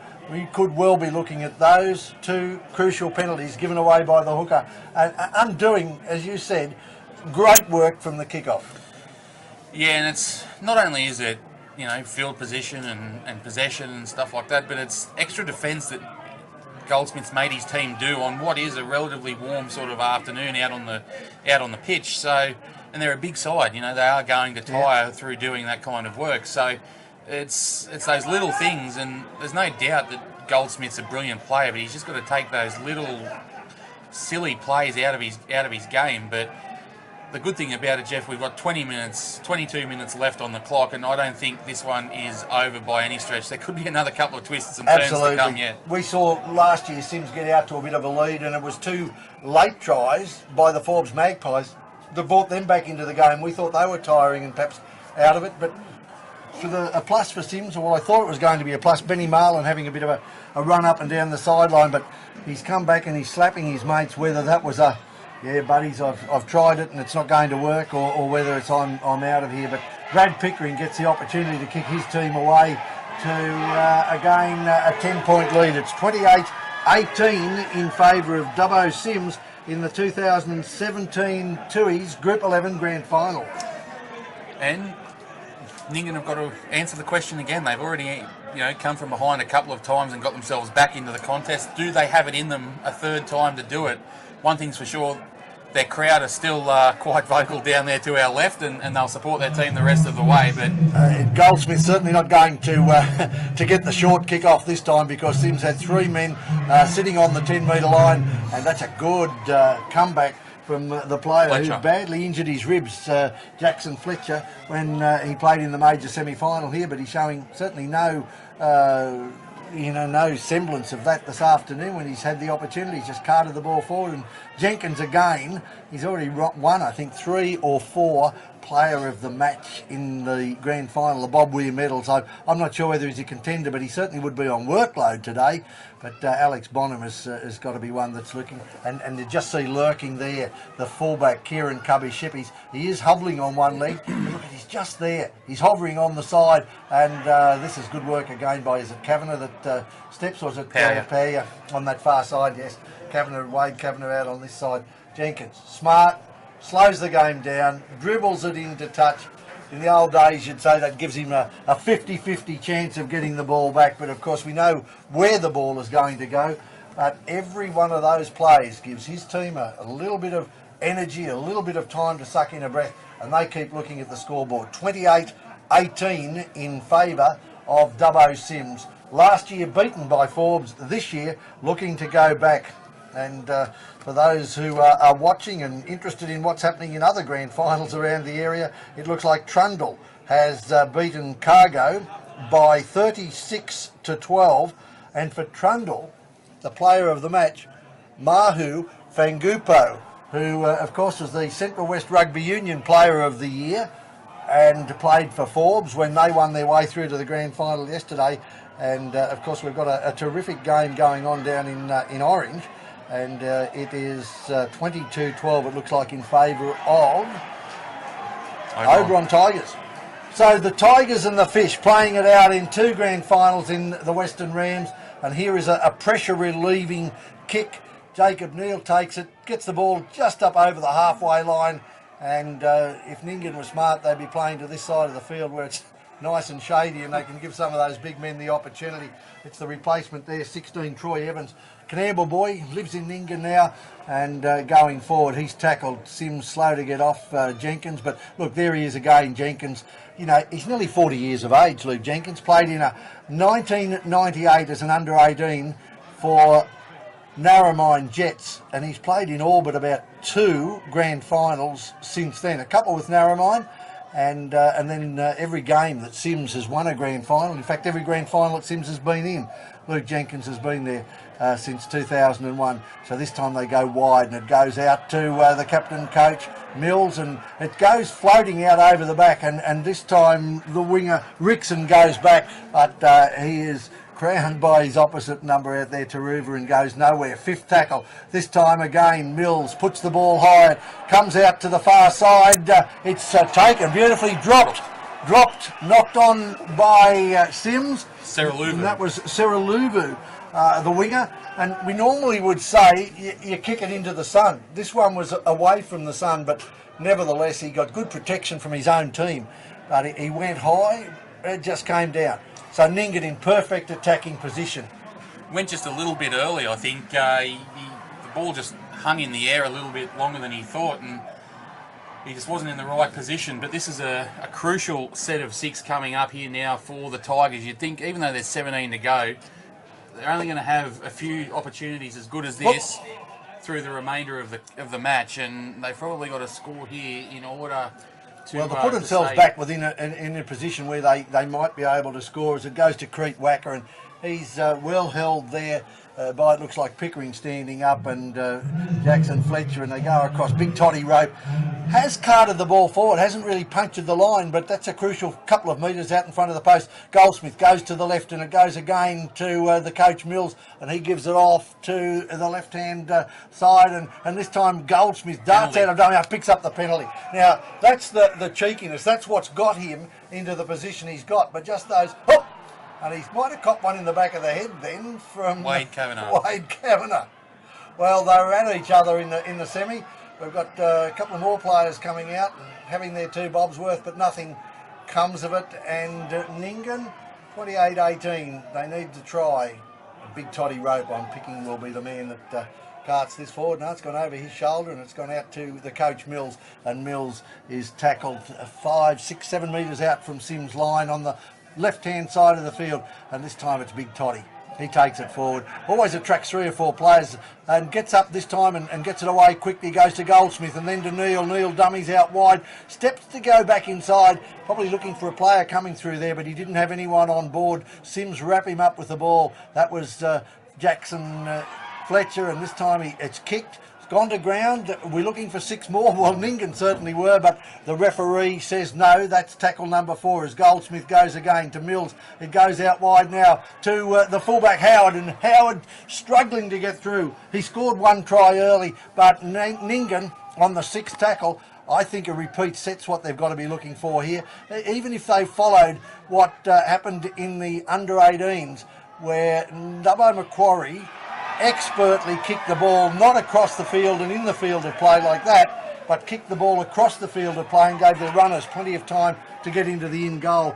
Dubbo Cyms won the reserve grade, Macquarie won the juniors against Forbes, and Dubbo Cyms won the league tag, and Cyms leading by 28-18 Ben Walker. And the Fishes will take a lot of heart from that defensive stand, Jeff, because they never looked overly troubled. Nyngan didn't throw a great deal at them, and now they're rucking it out. The Cyms faithful are full of voice now. They're 14 minutes away from the premiership that they believe is their rightful Absolutely. Title. And 3 on the day. I mean, that's a big thing for a club. They went within, seconds of making it to the grand final in the under-18s last week, but the team that beat them that day, Dubbo Macquarie, were superb today, and a great kicking game in particular by their halfback, Jai Merritt, who was the Group 11 Player of the Year. And here's the big fellow who carts it forward, the winger, Mitch Rickson, but he's taken down there by the lock forward, Lincoln Kavanagh. Gets up, has a look. The ball goes out to the left, and this time it's Mills who carts it forward. I think Mills has had a good game. I know he struggled with knee injuries, and that's why he gave football away in the NRL, playing with Cronulla and the Brisbane Broncos, but he's come out this afternoon and he's orchestrated things without being the man that was going to make the hole. But this time again, Goldsmith and it's little Fisk who gets them up over the halfway line. Yeah, now Goldsmith in at dummy half, throws a big dummy there to really nobody, gets it away there to the fullback Brett Howard. He's looking for a gap within the Cyms defence, doesn't find it. That's the last tackle now, and there's a little bit of a set 2 going on here between Goldsmith and one of the Cyms players as Mills puts up a big bomb at Cox Edge, and Kieran Shipp there takes the bomb. He didn't get airborne, and that leg is giving him all sorts of grief, but it hasn't cost them yet, although there's a knock on. There we go, and that you could nearly put that down to his leg injury because he got up to play it and he just didn't have control really, and it's his right leg and he stumbled through it.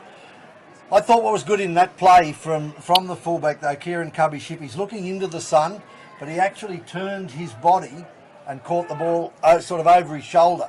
So he didn't have to contend with the sun, but gee, if he goes from the field, if they were only sort of 24-14 or something, look, we've got the referee, and he's sent, not for the first time, the Cyms runners have been sent from the field of play. Johnny Gray and clock's still Barry ticking, O'Neill, but the clock is still ticking. No, it has stopped now. I'm not sure what he's looking for here. No, he sent him right out, right away from the field, and that's John Gray. Well, there you go. Is it Johnny Gray? It is.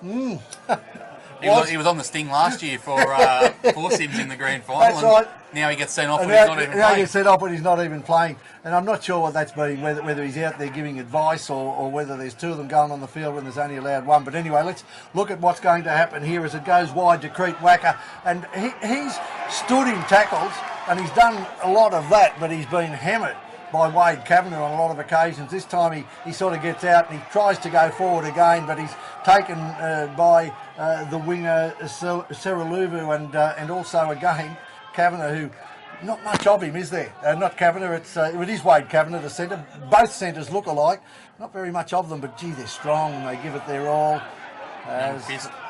Fisk, who has been the one player, apart from probably Goldsmith, who looks like he can actually make a gap, and Goldsmith takes it and dummies and tries to go. Certainly no Darren Jackson. We used to see him dart out of the dummy half for Cobar Roosters and Macquarie. This time it's the second rower. He's gone high. He's got the ball over the line. If it was gridiron, it'd be a try, but it looks like they've lost the ball on the sixth tackle, and that is great defence by Cyms. That was Loma Atto, I think it was, that tried to burst his way through. And the referee calling it back, he's saying Reece Goldsmith this time, giving him a bit of advice about stopping the clock. 11:20 left on the clock. 28-18 Dubbo Cyms after the halftime score was 16-12 in favour of Dubbo Cyms in the grand final for 2017. And plenty of water out there now, plenty of players sitting down on their haunches. And is that Nyngan that's back on just beside the posts? Just having a look. No, it's not. It's the 17. Coxedge. Ainsley Coxedge. Jeff, we're quickly running out of time here for Nyngan. They've had ample opportunities down on Cyms' line to get one of these tries back. They need to score twice, and they've got 11 minutes to do it. And they would have loved to have got a try back already, as Taruva, who we haven't called a great deal of here in the second half, but he makes a good run there, picks up 10 metres, tries to milk the penalty there, but referee Hardis says no, and now it's Kavanagh of the Lincoln variety who makes the hit up there through. No, it wasn't. It was Jaron Powyer. There Jaron Powyer, yeah. Yeah, Luke Jenkins now. Now it's Lincoln Kavanagh, yeah. Taken out to the 40 or the 30 metre line. Comes now Chapman in at dummy half. Here comes a hit and spin, maybe. Yep. Look. Yeah. And he's taken down there on pretty much on the 40 metre line. Two in the tackle there, including Fisk and Goldsmith. Now it comes across to Fletcher. Fletcher's hit high and low. Benny Cokanasiga, Reece Goldsmith in there. He gets up. He doesn't like the attention, but no, he didn't like the attention. Again, it was Reece Goldsmith that he went hunting for. The fish hunting the Tigers instead of the Tigers hunting the fish. But it comes back now to Mitch Rickson, and the big, long-haired, hair-banded winger is surrounded by fish, caught in the net and pushed back just near the line, and one of those players penalty was the big number 5, Taruva, but too many in the tackle, too much work going on, and now referee Simon Hardis gives Nyngan a bit of a breather. They are 10 out from their own line. Mills goes for the sideline, gets it out to the 30 metre mark. 10 minutes left, 28-18. Is that enough for Dubbo Cyms? You'd think at the moment there is. It's just hard to see where there's two tries coming for Nyngan, and Reece Goldsmith was very, very slow getting back on side there. He wasn't even back on side when Mills was looking to take the kick. Mills had to wait for him, so one of their influential players struggling a little bit with conditioning as Rope throws a big dummy. He goes over the halfway line, and he's got 9.5 minutes left in his Group 11 career as it comes across to Mills. Mills fires it back to Goldsmith, juggles it, and referee Hardis is going to say play on there. I thought Fletcher probably knocked it out of Goldsmith's hands, and now Goldsmith gives away another penalty. That's 3 he's given away here in the second half. And Fletcher gets up and walks behind him and reminding him that is 3 in this half. 28-18, 9 minutes left on the clock. As you said, 9 minutes left in the career of Big Toddy Rope, a man who's given his all for the Nyngan Tigers over the years. He said he's going come hell or high water. And of course the Nyngan Tigers won a premiership in 1989. In 1990 they were underwater. And it's the fishies who are swimming today, not underwater, but are swimming close to the surface. They lead 28-18. They have the opportunity to extend that. It's not beyond realms of penalty here. You'd kick for goal. Even a field goal just adds to the points because they're 10 out in front. Anything to soak up time. Jenkins will certainly milk it for every minute it's got. That's exactly right. Cox Edge now, he busts up the centre, he gets to the 10-metre line, gets up, gets the pass to Powyer. Is this the moment that Cyms wrap up the premiership? Oh, Powyer's over the line. No, he's just held up, pushed back into the field of play. Nyngan teetering here. Cyms, can they finish them off with 8 minutes left on the clock? Jenkins gets it out here to Pickering. Pickering throws the pass to Fletcher, and Fletcher's dropped it there. I think it was Fletcher, the man who forced the error earlier. The ball has gone. Touch. No, he's called. Yeah, he's called a knock on. So I know that the Nyngan players were certainly looking for it to come back out to the 22, but Cyms won't mind, even though they've made that mistake. They're in the 10-metre zone, and it's Nyngan that has to do all the running. They're going to try and carry the ball 90 metres, score a try, convert. To get back into the game, and Cyms will be looking to keep them within the red zone for this 5 tackles, I would think, knowing that a kick's going to come. And defending with no fullback early from the scrum as Cubby Ship hobbles over. Our man Rickson's come from the field, Jeff. He's got an injury there, so I don't think we'll see him for the remainder of the match now as Nyngan move the ball up just shy of their own 30-metre line. It comes out now to Simmons. Simmons is hit hard there by Ainsley Cox Edge. Whoa, and there's a penalty coming here. There was a shoulder charge, followed by a high tackle. Simmons tries to take the quick tap. And he was away. It was a huge hole. Hardest won't let him take the quick tap. There was a huge hole that he was in on halfway, yes. And Kieran Cubby Ship would have been thinking, "Oh crikey, I hope this bloke can't step because my right leg, he's in a world of pain, isn't he?" Kieran Cubby Ship, been a gutsy effort, scored a great early try, pulled off 2 try-saving tackles, but now the Nyngan Tigers. You'll probably hear the call go up, Tiger, Tiger, Tiger, as the Tigers, with I think just about the whole population of Nyngan down here today. Toddy Rope it is, takes it forward, but held again by Jenkins, close in on the ruck, and Fletcher Jackson who made that mistake, and now Mills, and a very good tackle down low out there. Once again, it's Bonham, the halfback. These little men from Dubbo Sim certainly know how to tackle as they go to the left. Stuart Mills gets the ball, he comes back to the right, gives it away to the second row, and now Little Fisk, and Little Fisk is pulled down by the big fish and put to the ground by Fletcher Jackson. It comes to Neil. Neil back inside to the replacement there, Troy Evans, and he's taken down. 5 tackles gone. They haven't gone a lot of places. And what are they going to do? To Goldsmith, it goes wide to Neil. Neil tries the kick, comes off the back of one of the Cyms players and picked up then by Bonham. Bonham goes to ground on the first tackle, and he copped a very hard hit. It was one of those awkward ones where he got the ball and he wasn't really in a position to defend himself. Nothing illegal in the tackle, but he really copped a hard one in from behind. 5:27 on the clock, 28-18, and the Nyngan dream, one would think, is slowly dripping away. You'd think that was the last chance saloon for the Tigers.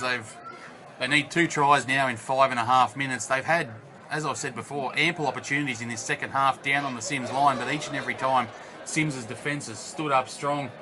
And it comes down to a little bit of a lack of direction for Nyngan. There's been Goldsmith's been scheming out of dummy half. Mills has been trying that short ball to hit his edge runners, and none of it's worked. And there doesn't appear at the moment to be a plan B for Nyngan, as the player on the ground there is receiving some attention still. We've had a lot of time out in the second half. Is it Bonham that's down? No, it was the centre. Jai Chapman. Jai Chapman that's down. You know, I wrote an article during the week about Jim Ryan, the father of Tim and Andrew Bobcat Ryan, and someone said that pain was the only thing that was worrying him. I didn't think it was in his lexicon, and I would think that Jai Chapman and Wade Kavanagh would be 2 blokes that pain wouldn't be in their lexicon, or at least submission to pain, as the Nyngan Tigers defence really muscles up and forces Cyms back on the second tackle. Only a couple of metres out from their own line. They're looking to go wide, and this young Fletcher Jackson has had a terrific game, or Jackson Fletcher. He's tackled just in front of the post. 3 tackles gone. They've only made, they've made nothing. Jenkins again gives it, and this is the replacement that's coming through now, Ainsley Cox Edge. And Cyms out on the far side of the field.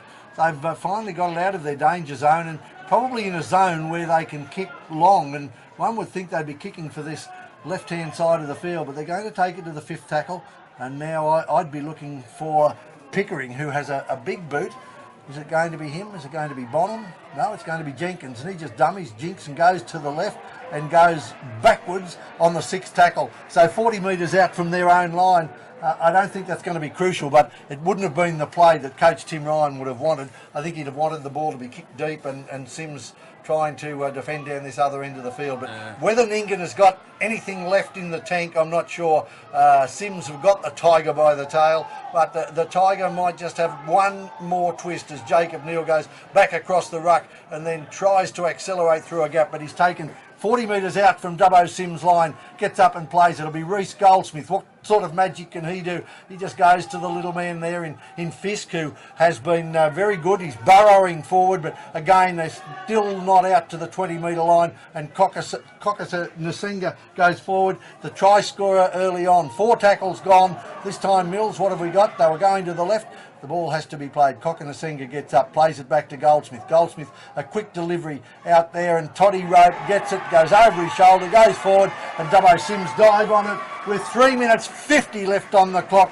Really, it's going to take an intercept under the post conversion and then get it from the kick-off and go again. Otherwise, Dubbo Cyms will win the 2017 Premiership. And the little man voted the Player of the Year, Reece Goldsmith. Looks like he's going to be playing right till the end with a high tackle and then a good low tackle or an attempted low tackle. Cyms, with their walking wounded, with some no-name, no-frills forwards, have continued to defy the odds. And this time we had someone go high and then over the top again, gudgeon. It is not the sort of game that you want to see deteriorate, and I don't know that it will be, as a little kick and chase by Alex Bonham. It was Chapman who kick and chase. Will follow the play around under the post, but that was sensational by Dubbo Cyms, and Taruva scores the try that wins the grand final. And young Jai Chapman, we saw him a minute ago walking off, looked like he was injured, but he comes back and he has covered himself in glory with that chip and chase, and then the inside ball to Taruva, and he loves to score a try under the post. 32-18, kick to come. It's all over, I think, for the Nyngan Tigers, and their dream of a first premiership in Group 11 has evaporated. Now we've seen something go on here. One of the Nyngan players put to the ground. The referee has seen it. We've got a confrontation. Players coming from everywhere. Touch judges coming up now. Referee Simon Hardis is there. He must think he's Moses trying to part the waters. I don't know whether he'll achieve that by just holding his hands up. But the Nyngan players are saying to the Cyms players, go back, get down the other end. I don't know what went on. One of the Nyngan players was flat on his back. And no doubt referee Hardis, what's he going to do? He sent them back into the field of play. Here we go. Wade Kavanagh is giving it to the Nyngan Tigers supporters. And they really are giving it to them now. They're sort of saying to them, look, you might have come here with all the support, you've had all the publicity, but we're the champions. Yeah, Jeff, there's a bit going on here, and some of it's unsavoury because there's been players flipping the bird at the crowd. We've got it here. It's all going on with Cyms taunting the Nyngan fans, and they don't you don't need to do that. You've won the competition, go and celebrate and don't carry on. Probably a reason a lot of teams don't like them, Jeff. Well, they are regarded as the manly of the West, I suppose. But you know, why would you want to, do that? Dubbo Cyms earned its reputation under Ken McMullen in the late 1960s as a club that had tremendous spirit. Luke Jenkins, the captain, is being called up here. To his credit, Jenkins was telling his blokes to get back. Go back down here. You know, we've got 2.5 minutes and we can celebrate and do what have a good night. What we have to do. And now he's got to come up, talk to the referees, and I'm just wondering if this is something that's happened way off the ball, away from it. Then Wade Kavanagh could be in trouble. But 2 minutes 20 left on the clock. The score is 28-18, 32-18. It's gone backwards up there. I think Nyngan would be quite happy for 24-18. And he's been sent off. So Wade Kavanagh has been sent off. And I just hope that everybody gets him from the field. They're taking him away. The Cyms crowd are standing up and cheering a player who's been sent off. Right, he's applauding, but technically I think he's out of the game now, as well as being sent off. Referee Simon Hardis probably had that in mind a couple of weeks ago in the major semi-final. Wade Kavanagh was a bloke who was, putting plenty of niggle in. Now he's calling out the captain coach, and who is it coming out behind him? Is it one of the centres? Is it the hooker? It could well be. I think it might be Reese. Reese Goldsmith who's been called out, and without really getting a close up on that, I'd say there was a bit of chat, and there's been an exception. Reese Goldsmith has been spoken to a couple of times in the second half. Referee Simon Hardis is having a chat, and he's put him in the bin. Well, that's as good as a send-off, but he doesn't have to go to the judiciary.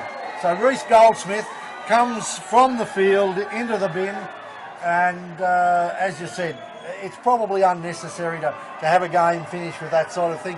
At least to his credit, he's not giving the bird. He's got his head down. He's given his all for a club that's been his adopted club, and I think that's a good way to come from the field. We saw some pretty unsavoury stuff in Group 4 last year. There's a lot of people down on here in the Cyms group who are giving a lot of lip from the sideline, and one of them is Benny Marlin, who was on the field there, and also Fletcher Jackson. They give it a lot of lip to the player. There probably does need to be a bit more protection down here when players come from the field, because it is an atmosphere in which you are all fired up. 2 minutes left on the clock, 34-18 it should be after Brad Pickering kicks this goal. And then I think, well, you could almost call it off to save there being any more stupidity. And Brad Pickering does kick that goal, puts it through. He took over the goal kicking duties when Alex Bonham raced the length of the field and then gave it up. That last try for Dubbo Cyms was scored by, was it Taruva. the winger? So I'd almost forgotten there'd been so much going on.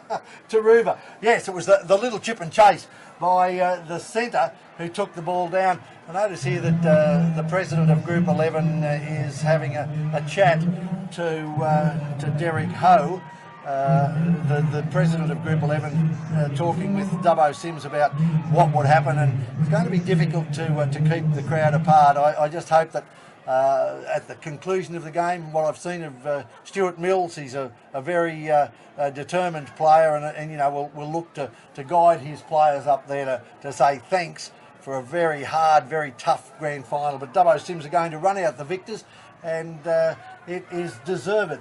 Back in the premiership seat, 34-18 they lead.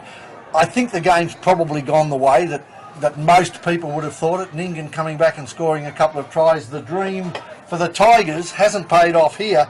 Be interesting to see what's happened down in the central west of the competition, where Group 10 were playing. The Oberon Tigers hadn't won in 42 years. Yeah, and this has been a big win, Jeff, when you consider the circumstances with players injured through the first half. Kieran Cubby on one leg, Matt Naden barely playing a part in the second half.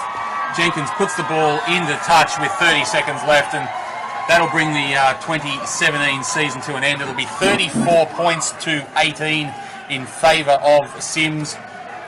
Looks like referee Hardis wants to pack the scrum, but I'd be surprised if they packing. If we left 40 seconds at the end of the first half, you're not going to pack a scrum here with one team leading by 16. Referee Hardis is waiting for the clock. 5, 4, 3, 2, 1, and Dubbo Cyms have taken 3 from 3 today.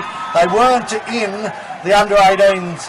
Dubbo Macquarie won that. So Dubbo has won 4 titles, and the Cyms Fishies with some walking wounded on both teams out there this afternoon, but they've come up with the goods. 34-18. Kieran Cubby Ship, Wade Kavanagh, Viliami Taruva scored tries, along with Alex Bonham, one a length of the field and one from 5 or 6 metres out from the line. Matt Naden was a star in the first 20 minutes of the game, all over for tries. Alex Bonham kicked a couple of goals, and Brad Pickering kicked one corker from the sideline, whilst for the Nyngan Tigers, Brett Howard scored a try. Mitch Rickson 3 goals to Sam Simmons, and Benny Kokonasiga scored a try. Cyms by 34-18. Thank you very much. I know.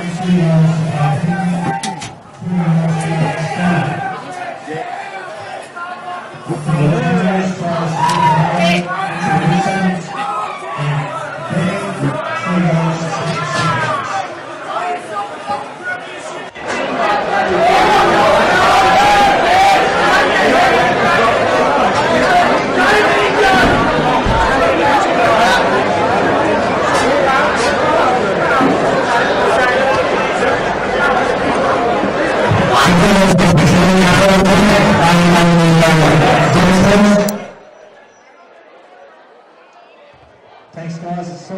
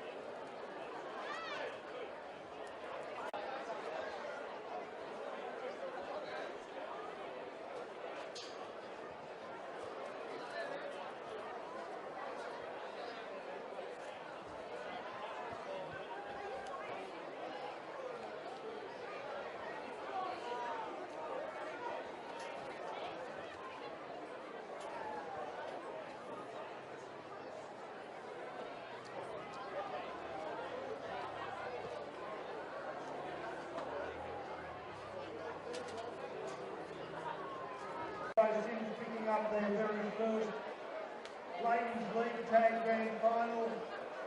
The went to reserve grade of the Wellington Cowboys came to compete, but Dubbo Cyms in the end too strong. A masterclass in the under 18s by Dubbo Macquarie with their hooker McDermott, their lock forward Gale, and the Group 11 Player of the Year for under 18s, Johnny Merritt, working their magic. And they were too strong and too classy today for fraud. And the first grade, again, with a great drama. 6-0, 6-all. 12-6 in favour of Nyngan, 12-all. 16-12 at half time in favour of Cyms. 22-12, 22-18. And then Dubbo Cyms finished the game as the champions for 2017. Ladies and gentlemen and players, please make your way over to the front of the stadium so that we can make our presentation to our referees, Simon Harness, who made his first grade debut as a referee today. A tough game with a lot of emotion. Simon Harness, I think he was lots of forward today. Donnie Bolton and William Barnes with a tough scope. Two men on the sideline that provided great support. The in-goals were Rob McKechnie and Mick Hedlund. And the in-zones were young Cyms and Burchett, Johnny Burchett. So congratulations and thank you to all of our referees for the day. We welcome to the microphone and to the stage Derek Hale, who is the president of 2 Group 11. Brian King, who's come here from Group 11. Stuart Mills is the captain coach of Nyngan, and I'm sure that there is plenty of Nyngan spirit for Stuart Mills. Stuart, will you come forward? It was a start that they won last year, and now Stuart Mills as a Tiger. Congratulations on taking the lead, they've never been before. A very tough physical 80 minutes, but how would you reflect on your first season in country rugby? Yeah, it's been hard to live this year. Nyngan itself is the outside level. It's got a lot of minutes to go. Before we have this day, the first grand final with the media, so we really want to thank you. You've been there all the year, Group 11. Done with that. Unreal effort this year. Couldn't be more proud of all this. Toddy Road, congratulations on the career, mate. It's been a pleasure. And hopefully we can get another group that's back together this year and perform again. Thank you. Congratulations. It's Stuart Mills. Welcome to the building. trophy out there. Great fun, but what a fantastic effort. 1989, the last time they played in the Premiership. I'll call a man to the microphone. Stuart Will, if you take note of this man, he was one of the greats of country rugby league. A select of the country, he played for New South Wales in 1966. He was one of the big Narrabri Jets. We're looking now for the winner of the 2017 Bob Weir Medal, the player of the grand final. Bob, the big that game, pretty tough.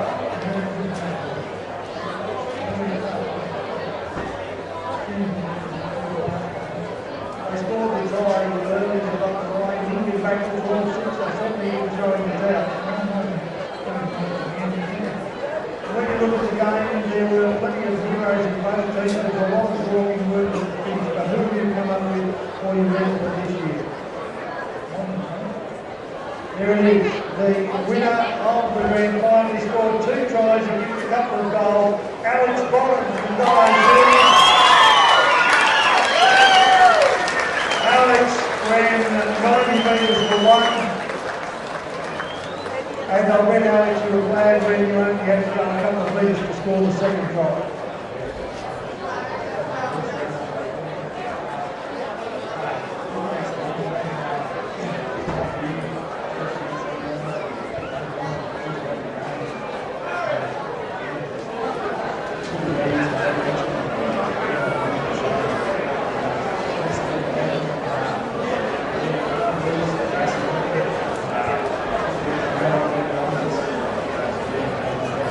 Scored 60-odd points in one game this year. The following week, against Nyngan, the club coming off 100 wins and beaten 14-0. I think that was a bit of a testament to what Stuart Wilson was able to do in his boys.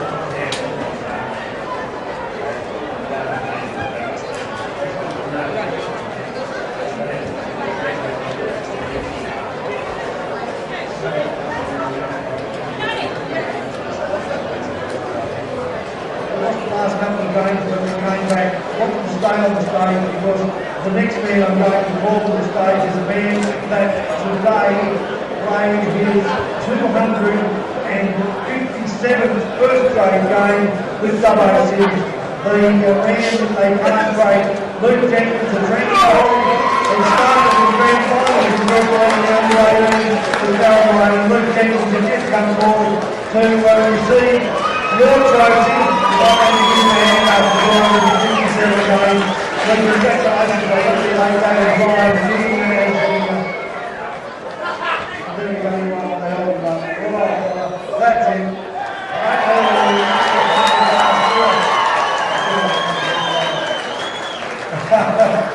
Hold it up, get up the one there, and open the middle of the congratulations. Luke, you're the man that has been in every grand final virtually for the last 20 years. It doesn't get any easier for you, but a very worthy opponent of Nyngan Tigers today.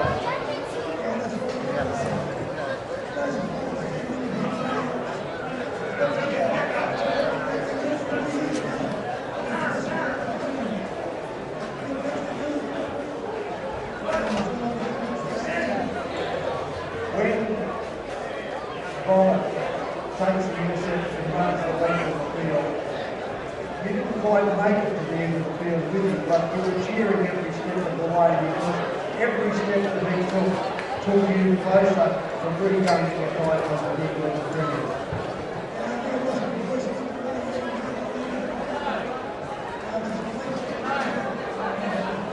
Jim Ryan is a great coach. Andrew Ryan went to the Cyms club, played for Australia, he's home today. And it's great to see the patriarch of the Ryan family giving back and healthy on the sideline.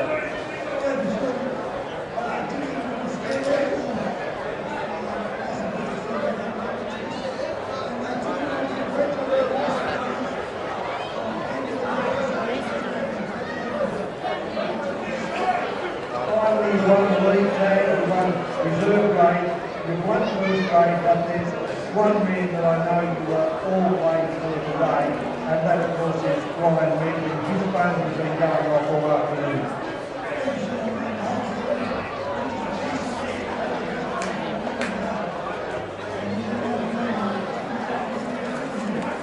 on you. Luke Jenkins, ladies and gentlemen, 257 first grade games. I'm not going to ask you whether this is his mark, but I am going to ask you to stay here as we recognise these players. Kieran Cubby Ship, the fullback, scored on a great try. And he will be calling forward from Brian McGee from Cyms. Nyngan scored a try in his first year together in the front here for those. Guy Chapman, number 3. A great Cameron, who scored a try, number 4. A bit of rugby union, played a bit of rugby league. They knows how to celebrate a try. The one who finished off underneath the post was exceptional. Brad Pickering started his career in Canberra, played a long time in Canberra. Last year with Nyngan, Brad Pickering took over when Alex Biden was feeling too puffed after running 90 metres, kicked a couple of goals, a clutch goal from the sideline. Alex Biden was here, and Alex to go for your Bosnia medal, your premiership medal. Darren Powyer, pound for pound, the best prop forward in the group. The unbeatable, unbreakable Luke Jenkins. Benny Marlin, who started the game on number 10, finished up injured, but has been a voice in the finish as Cyms came home. Alex Rain, the second row on last year's team. Jordan Reynolds, who no doubt has one ear to the radios here as below the trolleys were going. Lincoln Kavanagh got forward, then a big cracker forward Cyms on the mobile fit, and they're good. Matt Nyngan. We thought his career was finished after a serious leg injury a couple of years ago, but Matt Nyngan came out today, started explosively, scored a try, and deservedly picks up another medal. Kalemi Raulu, the number 15, what an impact from the sideline. Jackson Fletcher came out for the season to play with his cousins. He had sore ribs a couple of weeks ago, the game was good as he got today. To Ainsley Coxey, the number 17, the double Cyms. 17, Cyms Fishies, the Premiers, they won their first premiership in 1968. The coach of the side, of course, it goes without saying that Tim Ryan has a remarkable record. Tim, if you've come forward, your team, John Gray and Nick Sykes as the managers, Norm O'Neill and Barry O'Neill, two of the best league safe men going around, two men who have a very personal care of Ryan Bentley and David Sparshot, the FAO. So congratulations to those. Thanks to Bob here from the game for getting his medal. 1969, Bob's telling me 68 was the year that they won. Yeah, Narrabeen in 68. Cyms in 69, Cyms in 71, won again in 75, 86, and they've been just about every grand final since that time. So ladies and gentlemen, put your hands together for Bob Lear, put your hands together for